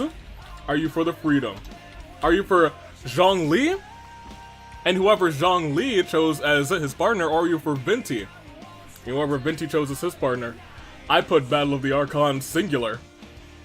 We're about to see in what will be an Extreme Rules elimination, maybe false count anywhere, maybe not match. Oh man, there you go. Freedom or contracts, and I feel like this one's actually gonna be pretty split. I'm excited to see which way you guys go. That being said, let's find out who the Archon selected as their partner. I simp for Zhongli, but I also really like Venti. Oh, interesting. But who chose this man's?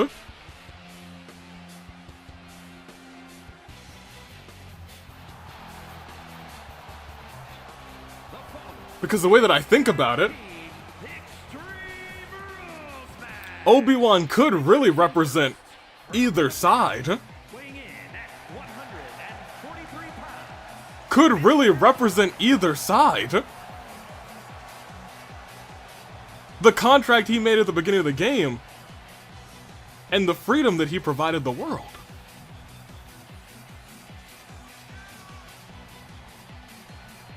Fascinating. Very fascinating. Obi-Wan, aka Minato. You're dang right. I'll be frank, amazing pick by whoever picked them. I feel like this is Zhongli's pick.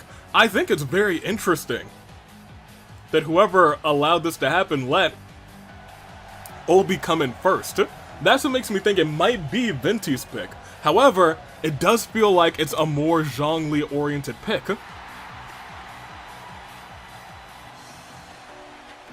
I'm fascinated. Zhongli's pick probably. It feels like more Zhongli pick. I do believe. Wait, I want to change my vote now. We're about to find out. Because teams come out one by one.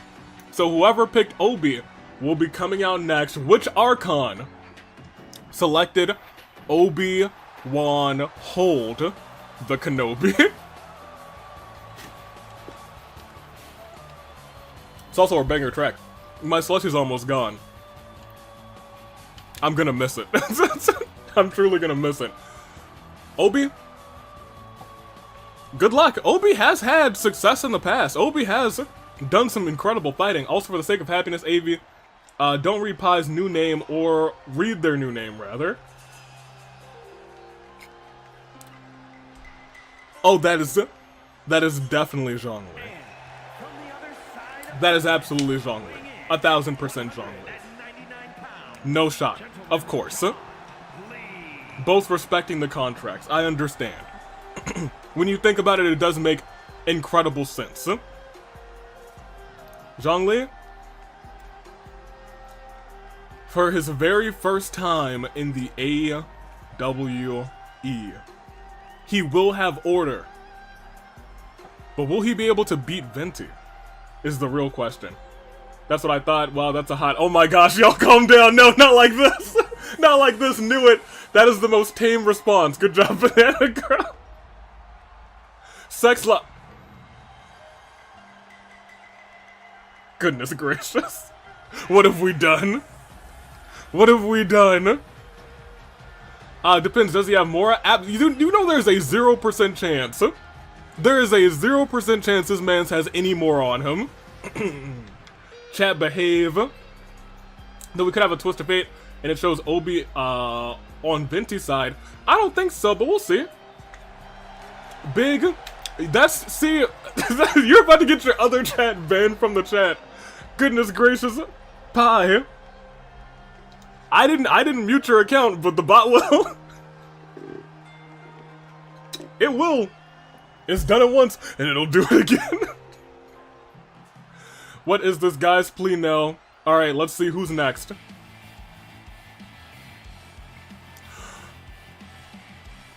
We'll listen to that. He's back. And he's freed.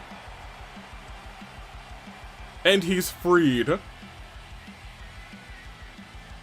Young Mitarai is back and he's freed, and that makes sense for the Freedom Team. Someone who has been shackled down by the Converged. He's back, he's normal, and he's finally freed. You love to see it. Didn't Mitarai try to control people? Well, I mean, you know, but then he realized that's not the way to go about it. He never actually did it. He realizes that freedom is important.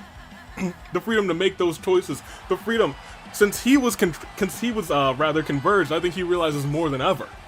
More than ever. I don't care that Mitarai is healed now. I want to change my vote, Lamau.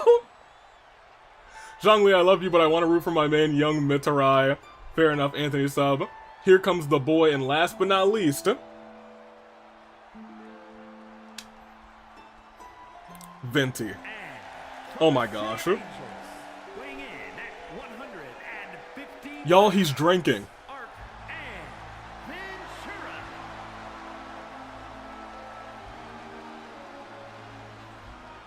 Who gave Venti a drink?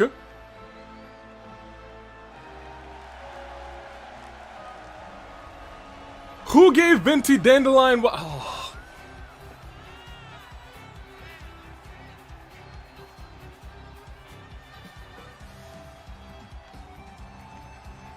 Oy vey. It's water. Look. It's Venti. I guarantee you it's not water. My baby Venti, why aren't you so— look at him! He's a Venti! What are you doing?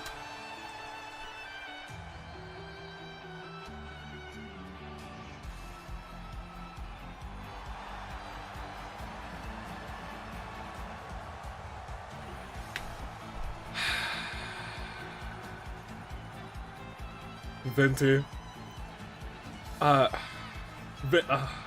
He's wasted, you guys! He's wasted!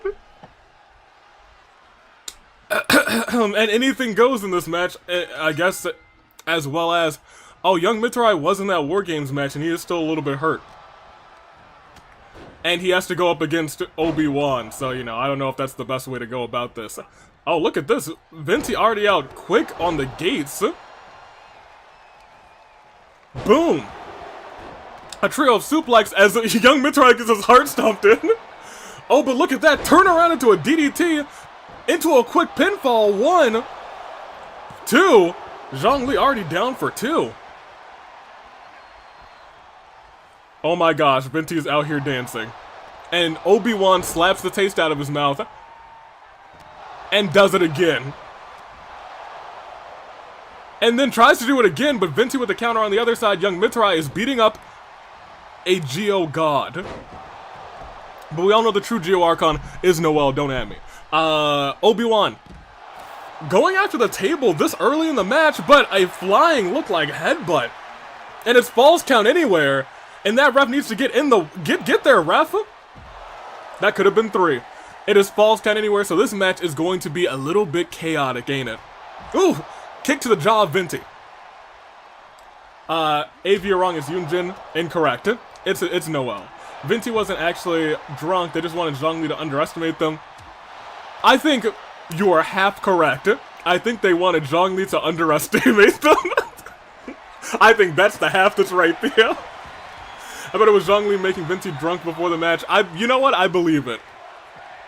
I believe it. But let's see how that plays into this matchup. Heavy shots by young Mitsurai. Trying to go for submission early on Zhongli. Which doesn't work in the slightest, turns young Mitsurai over. And Venti slowly but surely handling Obi-Wan. And the referee with the clean slide back in the ring. And now the Archons are fighting it out themselves.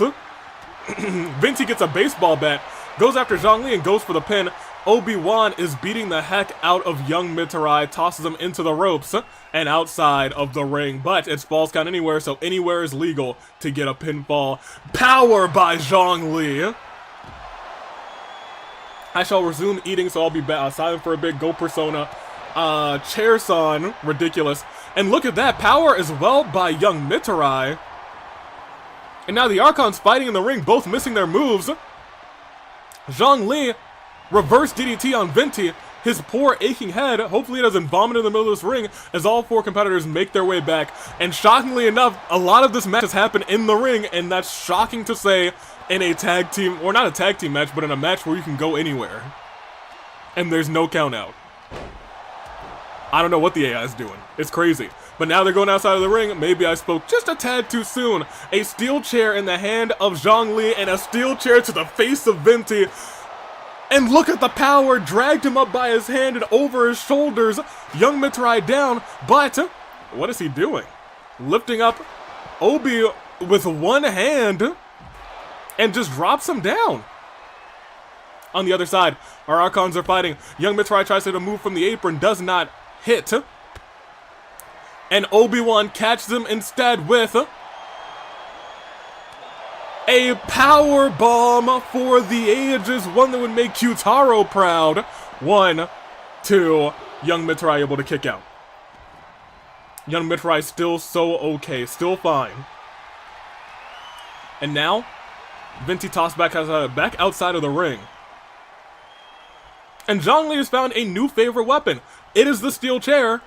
And there is a submission going on the other side. Young Mitsurai hurting, he's in pain. We know young Mitsurai in these submissions, young Mitsurai and all this damage that he's taken. It might be curtains for him soon. And on the other side, we see the Archons and Venti slamming Zhongli with a very innovative move. Referee getting into position. That's 1, that's 2, and that's not even resiliency. Obi-Wan's worked up 3 finishers. A young Mitsurai is in danger. And it looks like so is Venti. As right now, the 2 standing competitors are the ones from contracts, but maybe I spoke too soon because that clothesline catches the head of Obi-Wan against the apron as he falls down.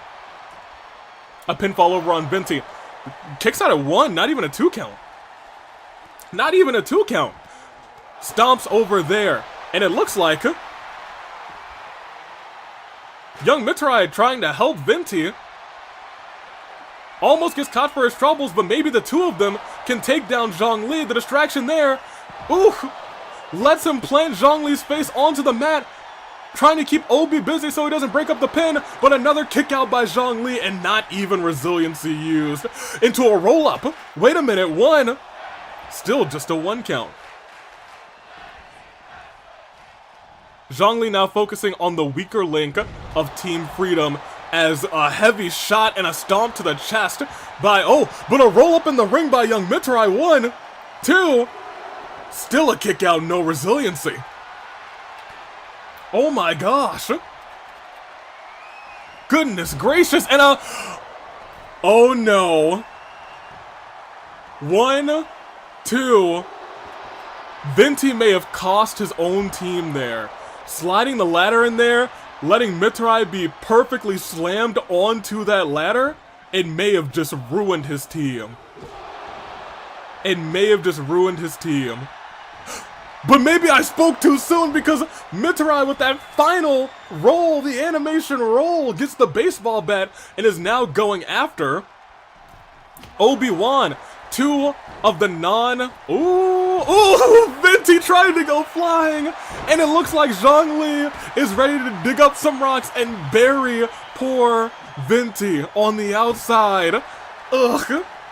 Venti catches it. He's still okay in this one, but Zhongli stands right back up and delivers a heavy right hand and right-handed slaps to Venti, lifts him up, slams him onto the feet, as Obi-Wan goes continuously after young Mitsurai, gets that shovel again, the master of Geo. Ooh, gets caught with a headbutt by the man who gravity forgot, and a 3 count on the other side. Young Mitsurai is out first. Freedom no longer an option. Venti will have to fight 2-on-1. And it's looking rough. Oof. It's about to look very rough. Grabbed him by the nose. And Zhongli is still ready to beat him with a baseball bat. But I think Obi-Wan wants to I think Obi-Wan wants to beat another god. It wouldn't be the first time. Let's see how this disadvantage goes. And one might have to blame Venti for all of this. He was too drunk. He slid the ladder in the ring. Ooh, but he caught... Wait, while Obi's celebrating, he caught Zhongli and did a beautiful Hurricane Rana onto the ladder, and then also hits that move just barely onto the ladder there, but gets caught by Zhongli. Slam, neck broken onto that ladder. Venti kicks out, but my gosh, is he in trouble. My gosh, is he in trouble. To be honest, this team was destined to lose, and they might just lose right now because up and over. It's all over. The contract is signed. Zhongli, I think, is just saying he's not done yet, but that might have been a mistake. That may have been a mistake because Venti's now firing on the both of them. Boom. Zhongli, I'm unsure what that was for. I'm unsure why you were doing this. Zhongli, you could have ended this match, but maybe you just want to hurt Venti. Maybe you want to destroy Venti. It's all about... He's getting a table, too. He just wants to hurt the lad. But, he won't get a chance to because Obi-Wan's just like, no, I want to pin the god. Zhongli wants to pin Venti, I guess, but he still didn't get the chance to. He still wanted to fight him. But look at Zhongli. He did get worse for wear in this fight. He's super busted open. It's not about winning. It's about sending a message. Obi-Wan and Zhongli contracts to win it out. Good on him. The man's huge. He is. That's a big boy. He's a big beefy boy. The power of contracts in what was a fun little, you know, admittedly a slobber knocker. It was a lot of weapons, a lot of slams on ladders, which hurt my existence. It made me feel tremendous pain, but we must go on because we have two matches left. Yeah, he's huge. I don't like the implications of that, but Zhongli, we gotta get you off the screen, and it is time for the Fatal 4-Way. Will Eggman have to defend the title in 2 weeks' time? That's what we're looking out for. Eggman! If you can do the same thing Boss did, you will not have to defend your title, and it might be a fantastic time. However, we have Eggman. We have Yosuke, who never pinned for that title. Gatekeeper, who wants to say that he was never pinned for the title because he just doesn't remember it. And your pick in a championship contenders match. If I can spell. I feel like pie right now. There we go. Goodness gracious. I was like, hands, what are you doing? There you go. And it's a non-converged Gatekeeper. I'm so happy. Let's watch this.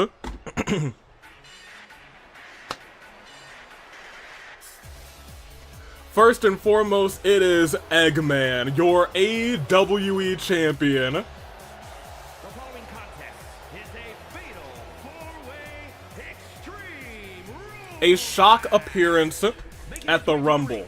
From Mustache, Made his way all the way to AvII-Mania, kept that momentum. 43 pounds. Stayed out of the hair of the Converged, stayed out of the hair of the Repaired. Won the championship at AvII-Mania 2. I gotta congratulate him. I gotta respect him. Eggman, he's slowly etching his name in the AWE. He's won a Rumble. He's won the title. That's something that, for a while, I think nobody's gonna be able to say. For a long time, nobody's gonna be able to say that. But here he is, the one and only.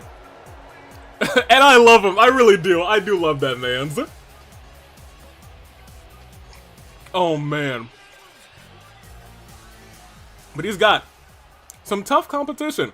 It's a crime Sonic wasn't on the poll. Maybe he'll be in the Rumble. You never know. For a second, I thought Shoes comes out because of the screen. However, y'all, it's been some time, hasn't it? It's been some time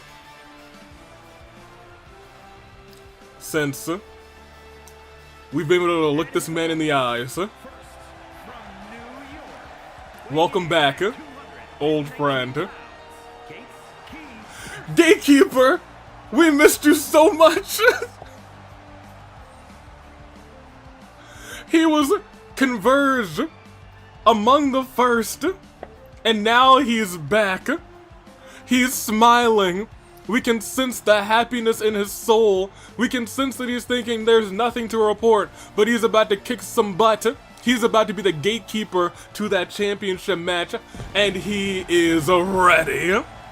Let's go, Gatekeeper. Welcome back, Gatekeeper. My Gatekeeper. He's back and refined as a new man.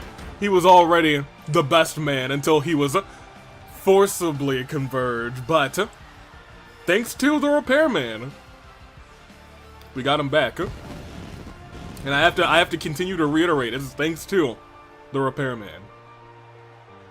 He's alright. But maybe. He might be alright, but like we at least gotta thank him for it. There's something amazing to report. Couldn't have said it better myself. Let me see. He who slowly escaped the ring heavily at Hell in a Cell. It was a Hell in a Cell match.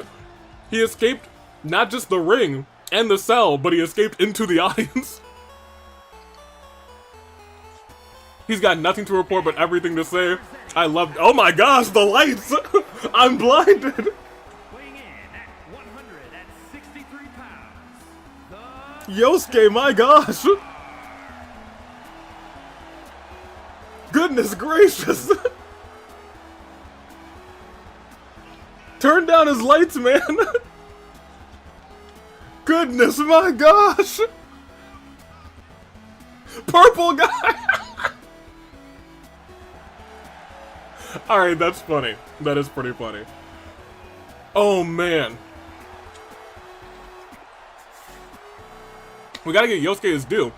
He's the one who cashed in on a Converged Gatekeeper, kept him out of AvII-Mania 2. Until, you know, the tables thing happened. And here's the one that you guys voted for. and representing the industry from New York, weighing in at 255 pounds. I want y'all to know that you did this. I want y'all to know that you did this. You guys did this. It's Buff Doof. That thing again, Buff Doof's not this thing again. You guys did this. You did it. I will say, earlier today, it was Brock Lesnar. Earlier today was Brock Lesnar up until right before the stream, and it was probably like before the stream, but like earlier today at like I checked during work. So on lunch, so at noon-ish today, it was Brock Lesnar by a vote. But instead, you guys turned it around. Buff Doof is back. I regret picking the unknown this time, Alpha. It's about to be, if it's anything like that last match, the other championships contenders match, we're about to see a banger. Now, keep in mind, Buff Doof is injured. Pardon me. Little tot went down the wrong pipe? I guess the right pipe. Whew. I digress.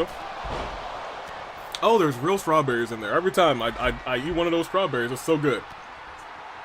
I voted for Zenkichi. I claim no responsibility. Honestly, I'd rather Buff Doof than Brock Lesnar. No. I was ready for Brock Lesnar. I was ready for Brock Lesnar. That's my guy.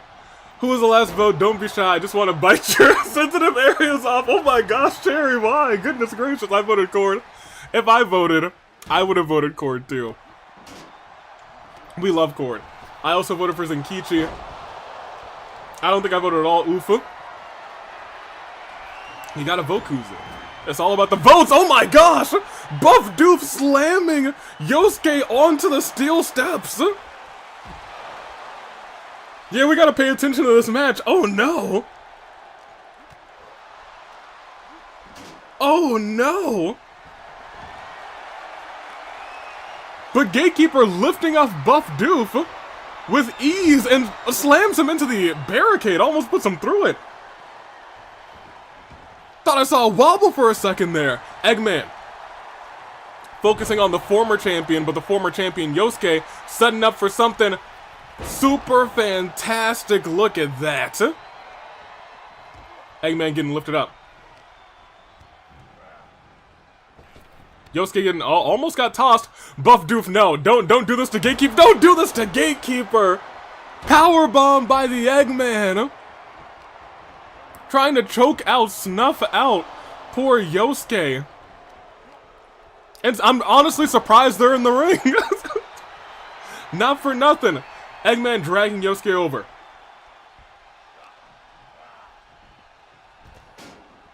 And up. And down. Eggman has slammed over easy on Yosuke. 1, 2, kick out.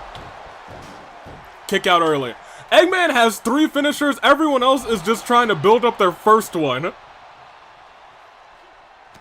And there it is. Oh, Yosuke's in trouble. Yosuke's in dire straits too. And has to burn resiliency so over the eggplant. I think that is indeed the name of his finisher. The over easy spine buster into the eggplant. Yosuke's in trouble. Yosuke is in incredible trouble. But Yosuke's flying, so don't ever count him out. Right into the pinfall, keeping that damage in there, but Eggman, the champion, kicks out with ease. And these two are out here just trading shots with these steel chairs. Buff Doof now the one who's down.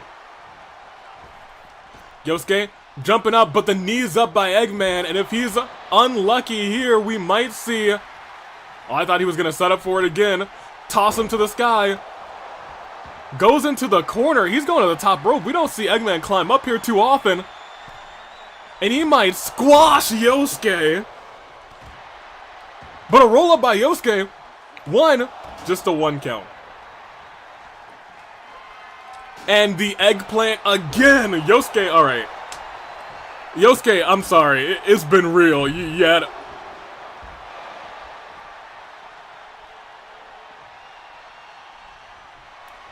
Now, hold on. Oh, wait, the roll-up again! Yosuke's trying to really steal one here. You know, he's got a lot of work to do to try and get that championship opportunity. Oh, my gosh. But Eggman's just trying to destroy him. And destroy him he might. Reversal by Yosuke, and it looks like his leg collided with that steel stair. But now Gatekeeper's focused on the man who took his title while he was converged. No bad blood between them. But I think Gatekeeper just wants to get his title opportunity back. He wants to fight for that championship. And we know how good Gatekeeper is. He legit almost won. He almost won that 3-on-1 match when you think about it. They had to keep him out via countout. They could not pin him. So I think Gatekeeper might be the strongest one here. I would genuinely be good with anyone winning here. Me too. Benegro, I would feel so bad for Yosuke. I feel bad for him too. He's getting destroyed right now. Oh, onto the apron. And maybe Gatekeeper trying to goad out resiliency. We've seen it happen before. If he can do it on the outside to Buff Doof, but Buff Doof's still so strong, still so powerful. And still just able to roll over that man's. And Yosuke's alone in there with Eggman again. And he's getting hit with a third eggplant. F's in the chat for Yosuke because that man's is a Eggman, look at that reaction too. Eggman saying to himself, that's the best move I have in my arsenal. And I hit him with it 3 times and he won't stay down. Yosuke trying to fight. Yosuke trying to stay alive in this matchup with everyone else who's still rocking and rolling. And Eggman catches a Gatekeeper as well with the eggplant. 2. Gatekeeper still kicks out, not even resiliency though. Oh my gosh. Eggman again to the top rope.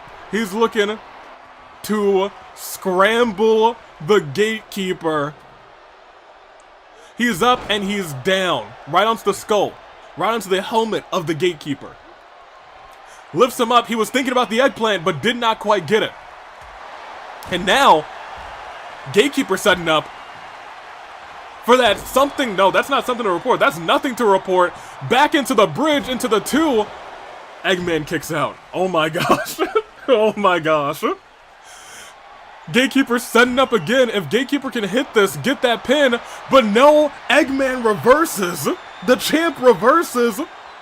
And a big bulldog right to the mat, but Gatekeeper gets out quick. Gatekeeper gets out quick. I think Gatekeeper realizes, okay, Eggman, he's built different. Oh man, unbanned Pie 2023. I didn't ban Pie, honestly. The bot did. And clearly not from YouTube, just from the chat bot.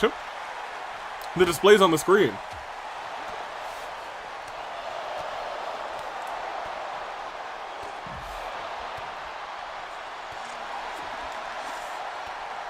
Y'all, I tried to make the slushy last the entire stream, but it's almost gone. And it's so good. And I'm gonna miss it. However, Eggman now focusing on the one person he hasn't really fought this entire match, and that's Buff Doof, but Buff Doof is just too strong. Gatekeeper tried to hit what looked like Styles Clash, but instead had to lift poor Yosuke up, and Buff Doof just destroying the back of the Gatekeeper too. Tried to throw Yosuke into the ring, couldn't get him there, and Yosuke hits a neck breaker onto the bat, onto Buff Doof. Eggman sees Yosuke and he's like, I think it's time for you to be gone. Goes after Buff Doof, and as long as they're outside of the ring, Yosuke has a little bit of safety. Like on this account, I'm banned in chat. Oh. Yes, exactly. Correct. Banned in chat, but like on the, on this chat, Pi doesn't show up. Which, you know what? Fair. I will be frank. I do not blame the bot for that.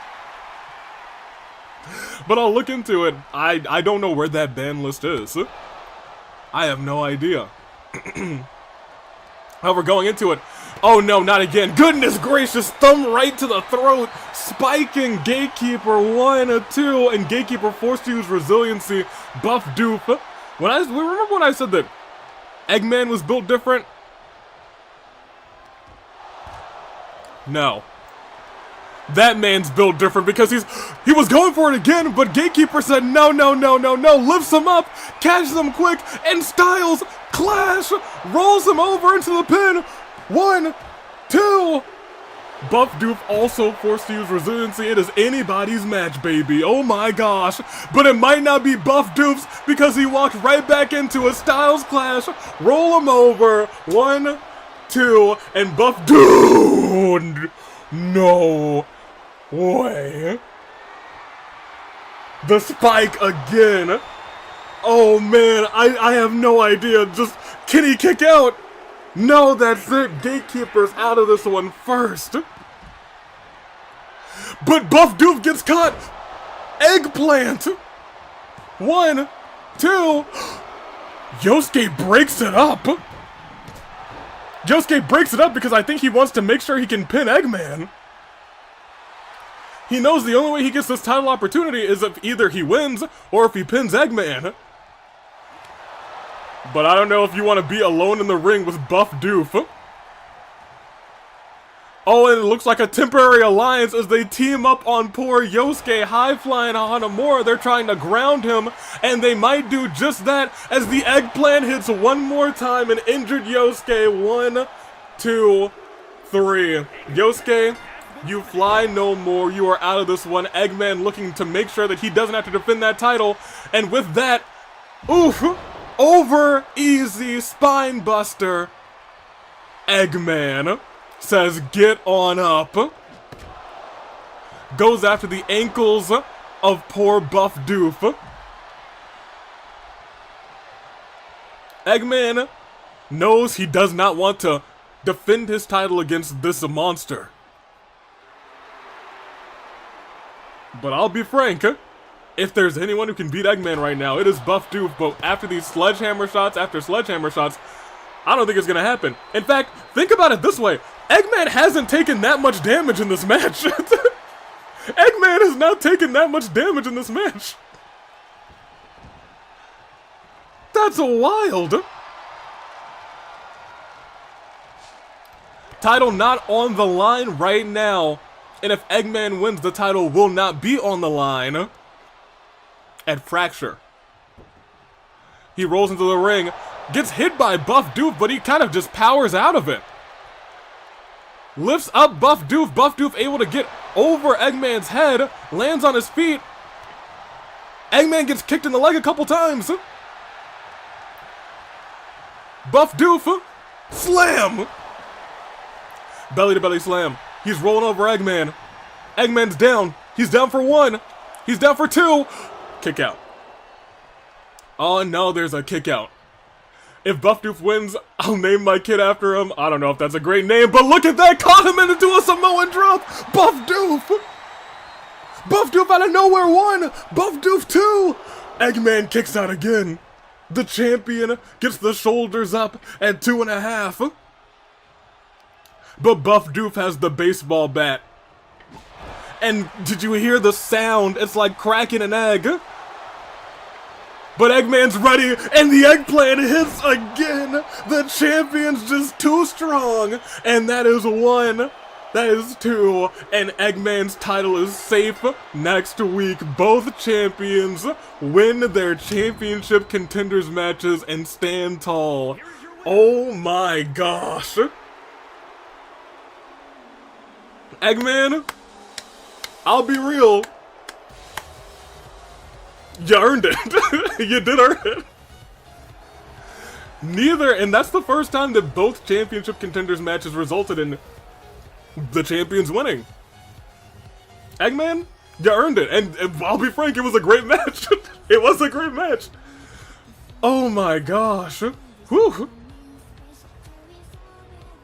That being said, wow. Eggman and Boss may be starting what is going to be a history-making title reign. That being said, we got one more match on the books for tonight. Congratulations, Eggman, once again. You'll give him an egg. And now, the main event that worries me, as we end this poll, who are you guys rooting for? 25% for Eggman, fair enough. Now let's see, Now's new friend, Now's insanity. Wait, I need a win tonight. I've lost every poll, oh my gosh. Here. Main event. We have Starstruck. Miku and Mona. And we have the other two. Now and her friend? Her new friend? Yeah, we'll say that. It concerns me, but we'll see what happens. Maybe I have nothing to worry about. Maybe there's nothing to worry about. I sure hope there's nothing to worry about. But I'll tell you what.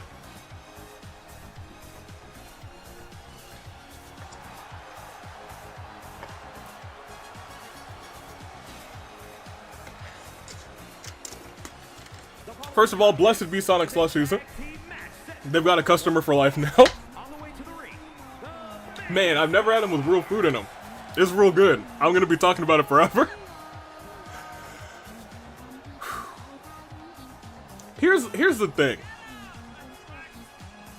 These two, the way that Mona's been performing, they should probably have a tag team title match in the future. Or at least something to qualify for one.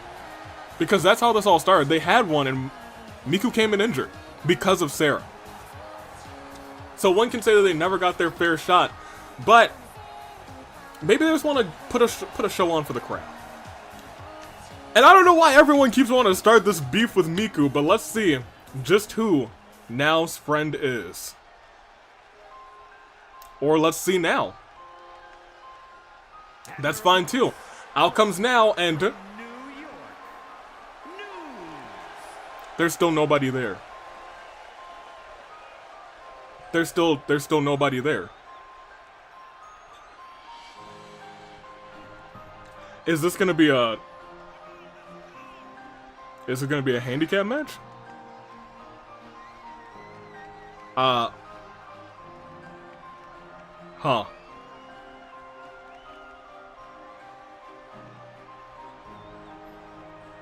Well, that is, that's sad, huh? Letting in what I can only assume to be a hallucination of Mishima.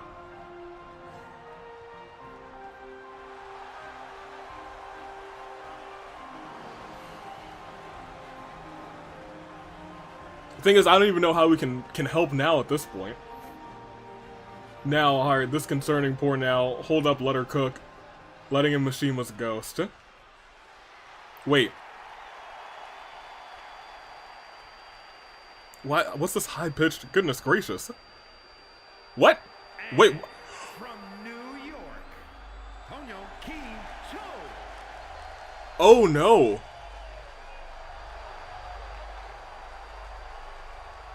Oh no.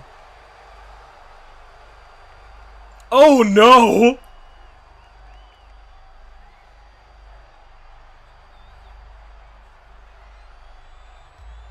Huh.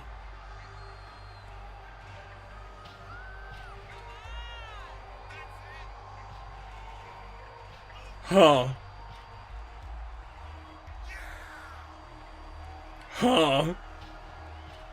You guys all saw how she wasn't on the stage, right? And then she suddenly was on the stage.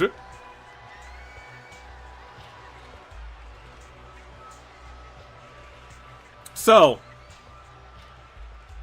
I'm gonna explain this as best as I can, because this is really bad. This is really bad. So this is Tokiko.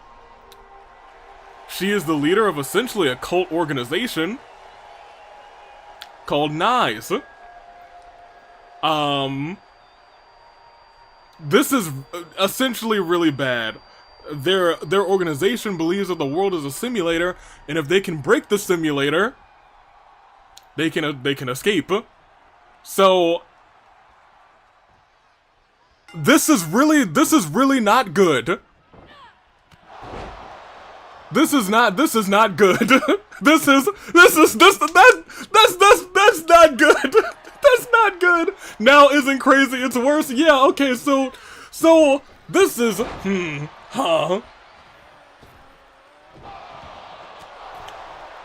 well, even worse than Void? Yeah. I don't think so, but like, maybe. So, where's Tokiko from though? Tokiko is from the Somnium Files. Maybe, I don't know if it could be very bad. It could be very bad. Oh god, is this a new threat?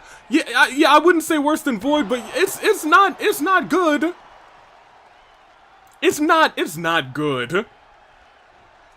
It's bad.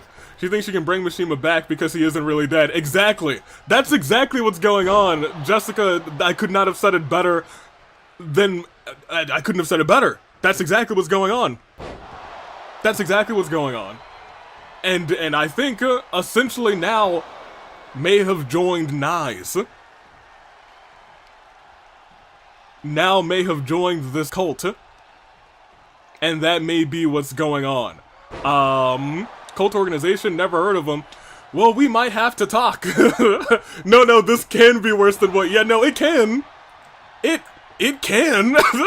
This, yeah. Huh. So what do you think they'll do to break the simulation? I don't know, but I am concerned. In fact, I just hope they win this match. I just hope they win this match. I hope they win this match. Okay. That's not what I was expecting. I was expecting, oh, she's just going a little nuts. It's gonna be a 2-on-1 handicap match, and now she's not going nuts because you can see she's fighting like crazy. She's fighting for Tokiko. She's fighting for Nice. Yeah. One. Okay. If anything, this might be a banger of a tag team match. But Tokiko's in now, so let's see how that goes. Let's see how that goes. She's been lifted up. She's got Mona immediately and tosses Mona onto the turnbuckle. Head has been rocked. Uh-oh.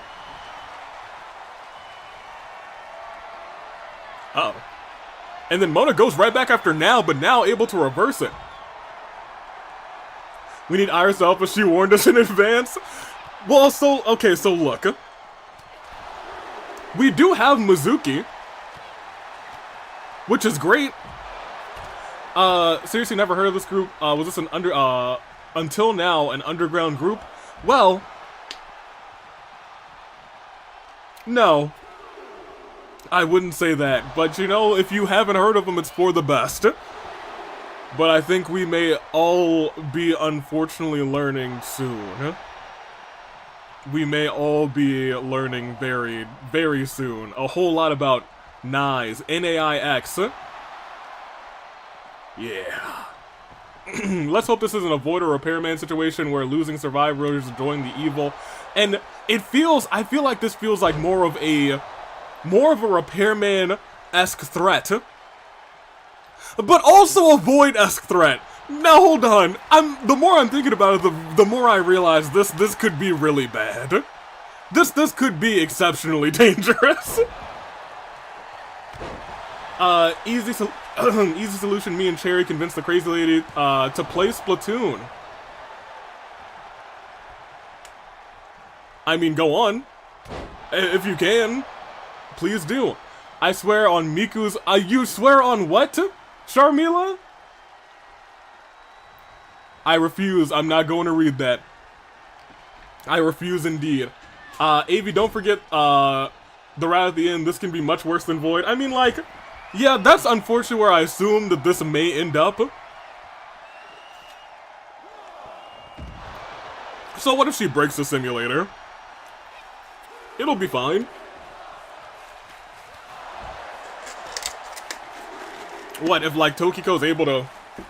If she's not spouting crazy nonsense and she's legit realizing what's going on, then at worst, we break the entirety of the AWE. But at best, she's just crazy. Right? Right! Yeah! Yeah. Big snap suplex by Miku. And now taking a brunt of this damage as the quick tags are being made. But honestly, Starstruck's struggling to keep up. Now, we have to keep in mind that now is a former tables champion. And I digress, I take that back. She's a former 2-time tables champion. Keep that in mind. We don't have too many 2-time champions in the AWE. We got Boss, we have Bug Hunters, and we have her. That's where we are at this point. And now Tokiko's alone is now stunned on the outside. And honestly, they're taking it to her. But it's one of those things where it's like, I'm not even sure if she wants to win this match. Tokiko's insane. Tokiko's legitimately insane. She will do whatever she needs to get her plan achieved. But Mona's looking to get her plan achieved, and that's winning this matchup. With that shot to the back of the neck, that is a 2 count. But Mona, is she ready to do it again? DDT, low DDT, Tokiko's down. Tokiko's still down. Kick, and another kick. Love to see it. Tokiko, more like Toki, no? Well, I agree with that, actually. Miku caught with a roll-up. Now looked like she was ready to hit Mona, which is something we don't really see all too often. The person from the other side already ready and inside of the ring. Maybe they've been talking more strategy than I thought. Oh my gosh, an RKO into a submission. The Naix lock. And Miku forced to use resiliency. And the way she was holding her chest like that, she didn't feel like she was right afterwards.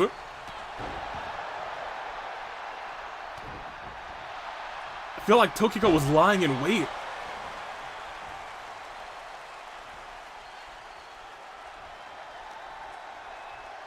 Tokiko trying to drag Miku over. Is there anything like see their members like the Repairman, Void? I don't know. Now looks fine. Now looks completely fine. As Miku's setting up, she's waiting for her to get up. She's got Tokiko on her shoulders into the Miku knees, into the midsection, into the kick. Oh, but she gets out of the way and goes for the pin instead. 1, 2, Miku kicks out. I was gonna say, where's Mona? Mona, where are you? Naix locks. Yeah, no, the Naix lock is absolutely the name for her finisher. I don't like it. I don't like that it's so good, but it is. It is so good. Let me see. Maybe there's no indication about being in her cult. You have to figure that out for yourself. That's the worst. That's the worst thing. That's the worst thing. Our new rival drama, new Converged, aka now not Converged, but honestly does feel like Converged, but wasn't forcibly. Ooh, wait a minute. Mona with that divine knee. Wait for it, 1. Wait for it, 2. Tokiko there to help out now. And I'm sure now is convinced that Tokiko is still going to be there to help her out. Paintbrush kick to the side of the face. Miku got to be careful not to get counted out here as Mona lifts it now up, but now able to wiggle the knees, hit a reverse DDT, keeping Mona down. Now trying to go for her arm drag into the German suplex, but did not quite get it. And a face buster. Mona's still in this thing. Despite whatever Tokiko was doing right now, Mona's still going after now. Mona may be trying to knock some sense into now, maybe trying to tell her future. Read the stars for her, divine her future, but now doesn't need that. She says, my future is now. This world is a simulation. And I'm going to prove it. Sai, call Sakura and tell her about the new threat. Poor Ribbon. We just got rid of the old one. And the old one seems to be kind of chill now. Oh, try to go for a dropkick to the face, now able to block it. Now trying to drag over to her help, to her new friend, quote-unquote, Tokiko. But instead, Mona's got something for that. A float, not even a float around DDT, a crossover DDT. Into the corner, what is she thinking? Tried to go for something, moved out of the way, and now with a deep drop kick right to the heart of Mona, then slammed her face into the mat. And a tag in. Yeah, Tokiko is definitely concerning, but at the end of the day, she's still human. Exactly.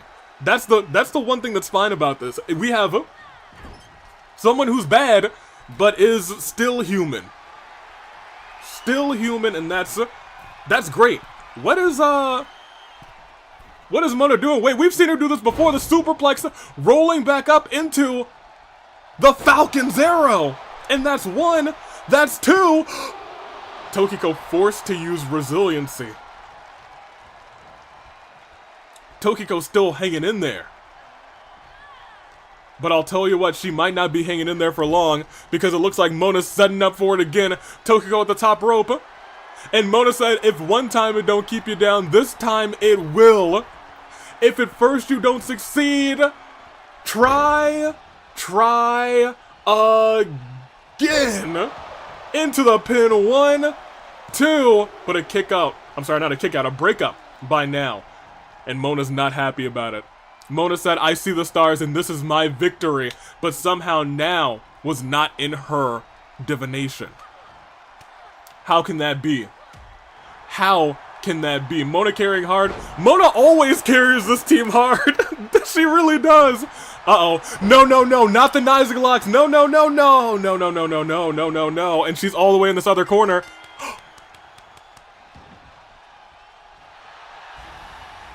She didn't use resiliency. What? Why didn't she use resiliency?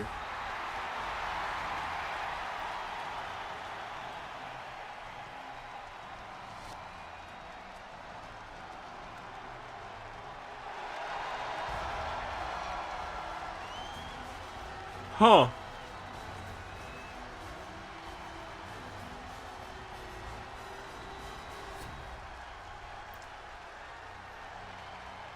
The only person not to use resiliency all night, and it happened to be Tokiko.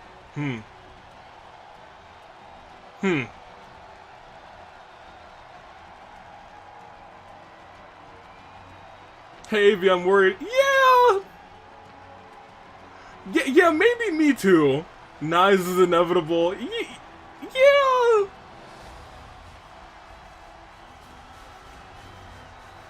Huh. Check on Miku and Mona, guys. I am concerned. But, you know what? It's not as terrifying as Void. So let's just see how it goes. Right? Right? Right? Hey, let's go over the show. A new thread already? That was quick. Yeah, we can't have a day of rest. We can't have a day of, what caused this? How did she get in? Who's done this? I digress. Let's exit.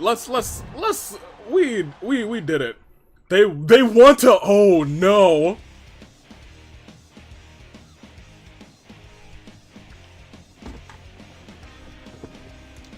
There has been no scarier quote than Ezra saying that they want to break the multiverse because, yeah, that's pretty accurate.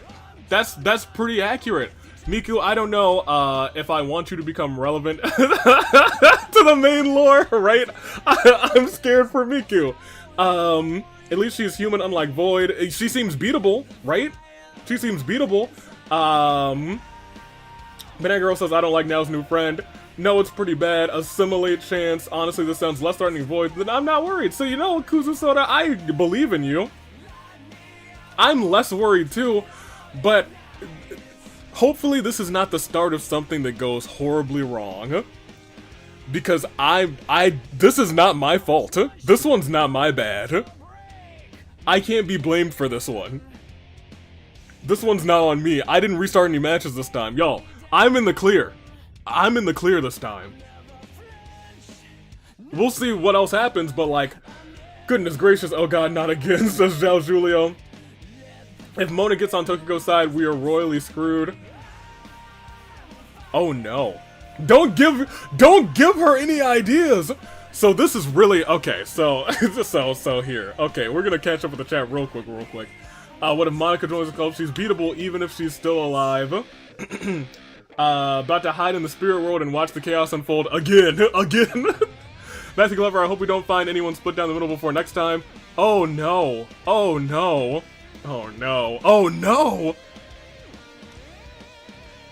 And you know, when you say that, it sounds even worse.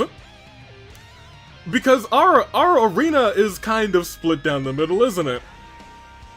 Our arena is kind of a first floor, second floor split now, isn't it? Yo, I don't like this. Yeah, I don't like this. I don't like this. This is a thing that I don't like. Yikes. I'm calling my faction. Queen's just laughing about this. Why must my co-leader be so silly about this? Here we go again. I feel confident that this will end well. It's a freaking human. You're right, but she's got connections. Get the nano cables. Oh boy. Oh no. Inferno and Infraction combined. The Void was better. I don't care for Tokiko. I don't like Tokiko either. But she's crazy, and I guess we'll see what happens. We had a show, and it was nice until that happened, which concerns me. My biggest concern is that they are trying to break the multiverse. And we remember what happened the last time we broke the multiverse. So, that's what's really troubling me. Because we don't want to do that again. So is Fracture next week or the week of the 22nd? It is the week of the 22nd. So 2 weeks from today. We're just going to, like, pretend that the 1st didn't exist and treat the rest of the month as if the 8th were the first Friday. And that pretty much puts us right back on schedule. Which is neat. Imagine if she and Junko join forces. Oh, don't give anyone ideas! Oh man, Mishima disappeared because of the multiverse. Didn't disappear, Mishima's dead. Mishima is dead. So basically, if this crazy lady gets what she wants, another Void might show up. Yes or worse. Yes or worse. Yes or worse. We had a show. We had a grand show. We had some fun matches. We had Monaca. Monaca's a whole dummy. But we had some fantastic matches. We had Two very impressive showings by our champions, and I was gonna say all of our champions put on impressive showings. However, we did crown one new champion. Timerra outlasted Clover. And what a show we had. We will continue though. And we'll go and check out our power rankings and everything that's going on. Because I'm scared. I'm a little scared. Roster, we'll go next show, even though I don't think anything's gonna update. But we'll see what would have been Fracture. While we continue to clean it up. Arvin versus Ito, I'm sure would be a banger match. Akechi versus Kokichi, which honestly sounds like a fun match too. Eggman, Joker, and Yosuke. We saw some Eggman and Yosuke. He got eggplanted several times, but Joker, interesting addition. We would have the tag team champions versus the former tag team champions. Queen versus Mana. Boss versus Celeste would be a match. Kotoko and Kotoka versus the tag team champions. And the Great Gozu versus Kyutaro Berg. Honestly, that's not a bad card. That's really not a bad card, honestly. I'm gonna be for real. I'm, like, for real. Let's check out the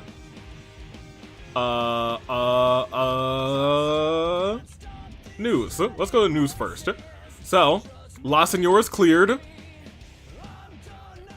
Repairman suffered an injury. We actually didn't have any updated news. Or maybe we had news for Inferno, but we have to view Inferno news first before we go to the next month. We'll see it eventually. That being said, that means our power rankings probably aren't too different yet. Queen's at the top. Who knows why? Mithra and Pyra clearly tag team champions. They're at 2nd and 3rd.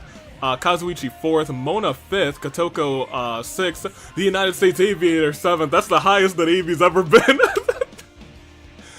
Hilda unconverged.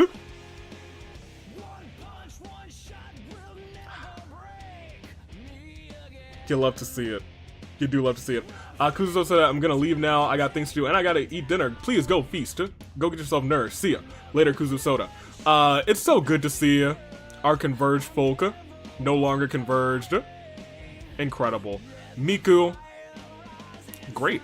The Repairman's up here too. Yosuke, Kole, Boss, still champion. Junko, also back to normal.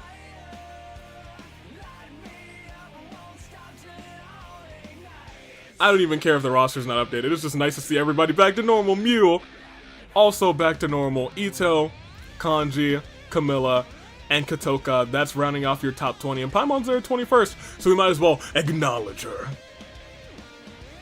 You better believe it. I'm so glad to see everyone back to normal. Yeah.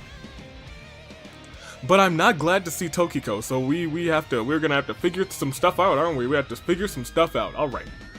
That being said, I think we are ready to call it. About 2.5 hours, which is nice for our Infernos and our Fractures. Not like, you know, the major live events, which can last 4 to 6 hours. We need to keep an eye on the scary lady. Yeah, I feel like... So hear me out. I don't think she's gonna be too big of a problem. Unless she's able to mobilize, in which case, if she gets what she wants, punching a hole, splitting up the universe, freeing and fraying, escaping the simulation, then we might be in some real trouble. So let's just hope nobody else joins this cult, right? Who's Tokiko? Please tell me, Avi. A cult leader, essentially, and we gotta watch her. Because things could be bad. In fact, let's quash this right now. Let's quash this right now. Next week, on the first ever restructured Fracture, in the main event, let's go ahead. Extreme Rules.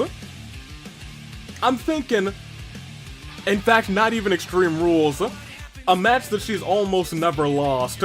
Let's put Mizuki versus Tokiko. Let's make sure that Mizuki ends this before it gets started, because if there's anyone who has experience and knows how to end this thing, Mizuki is our best bet. Mizuki, Tokiko, Mets match. We are calling it right now. We are going to make sure that this does not get out of hand. Because last time we let things get out of hand, and it went wrong.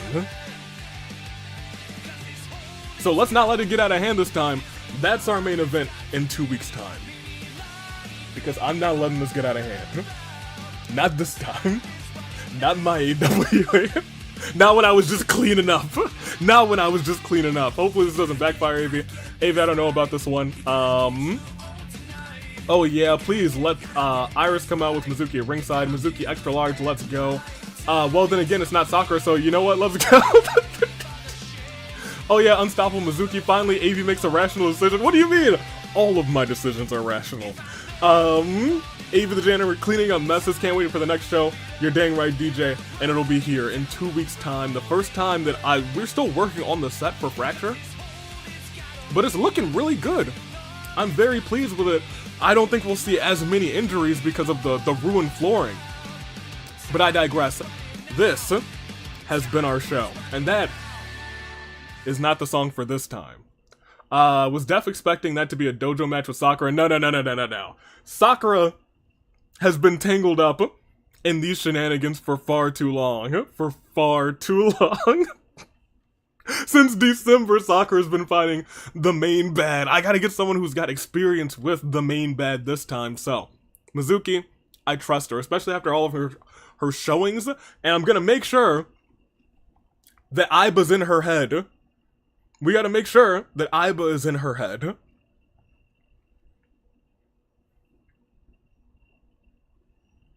We got this. We got this. Please, Sakura doesn't need any more threats. Leave her be. Converged, Ezra says, AvI, you better hope this doesn't backfire. We can't afford to mess around with this level of threat. It'll be fine. So, like, I had moderate trust in the people who we were working with before, but, like, this time, I really trust Mizuki to God. Yeah, see, like, we got this, so we need to cook. I think we're all, like, we're all okay at this point, and we believe that things won't go wrong as long as we leave Mizuki in charge to do the thing. So is this a loser leaves match? No, because I don't want to take that kind of risk yet. Yeah, we don't, because here's the thing, if we have a loser leaves match and we get rid of, if we have losers leaves and we get rid of Mizuki somehow, and Aiba's in her head, we might be in some real trouble. So let's not have this loser leaves. We're just gonna have a normal Mets match, and she's gonna beat the crap out of her, and everything's gonna be okay. That being said, let's end this one.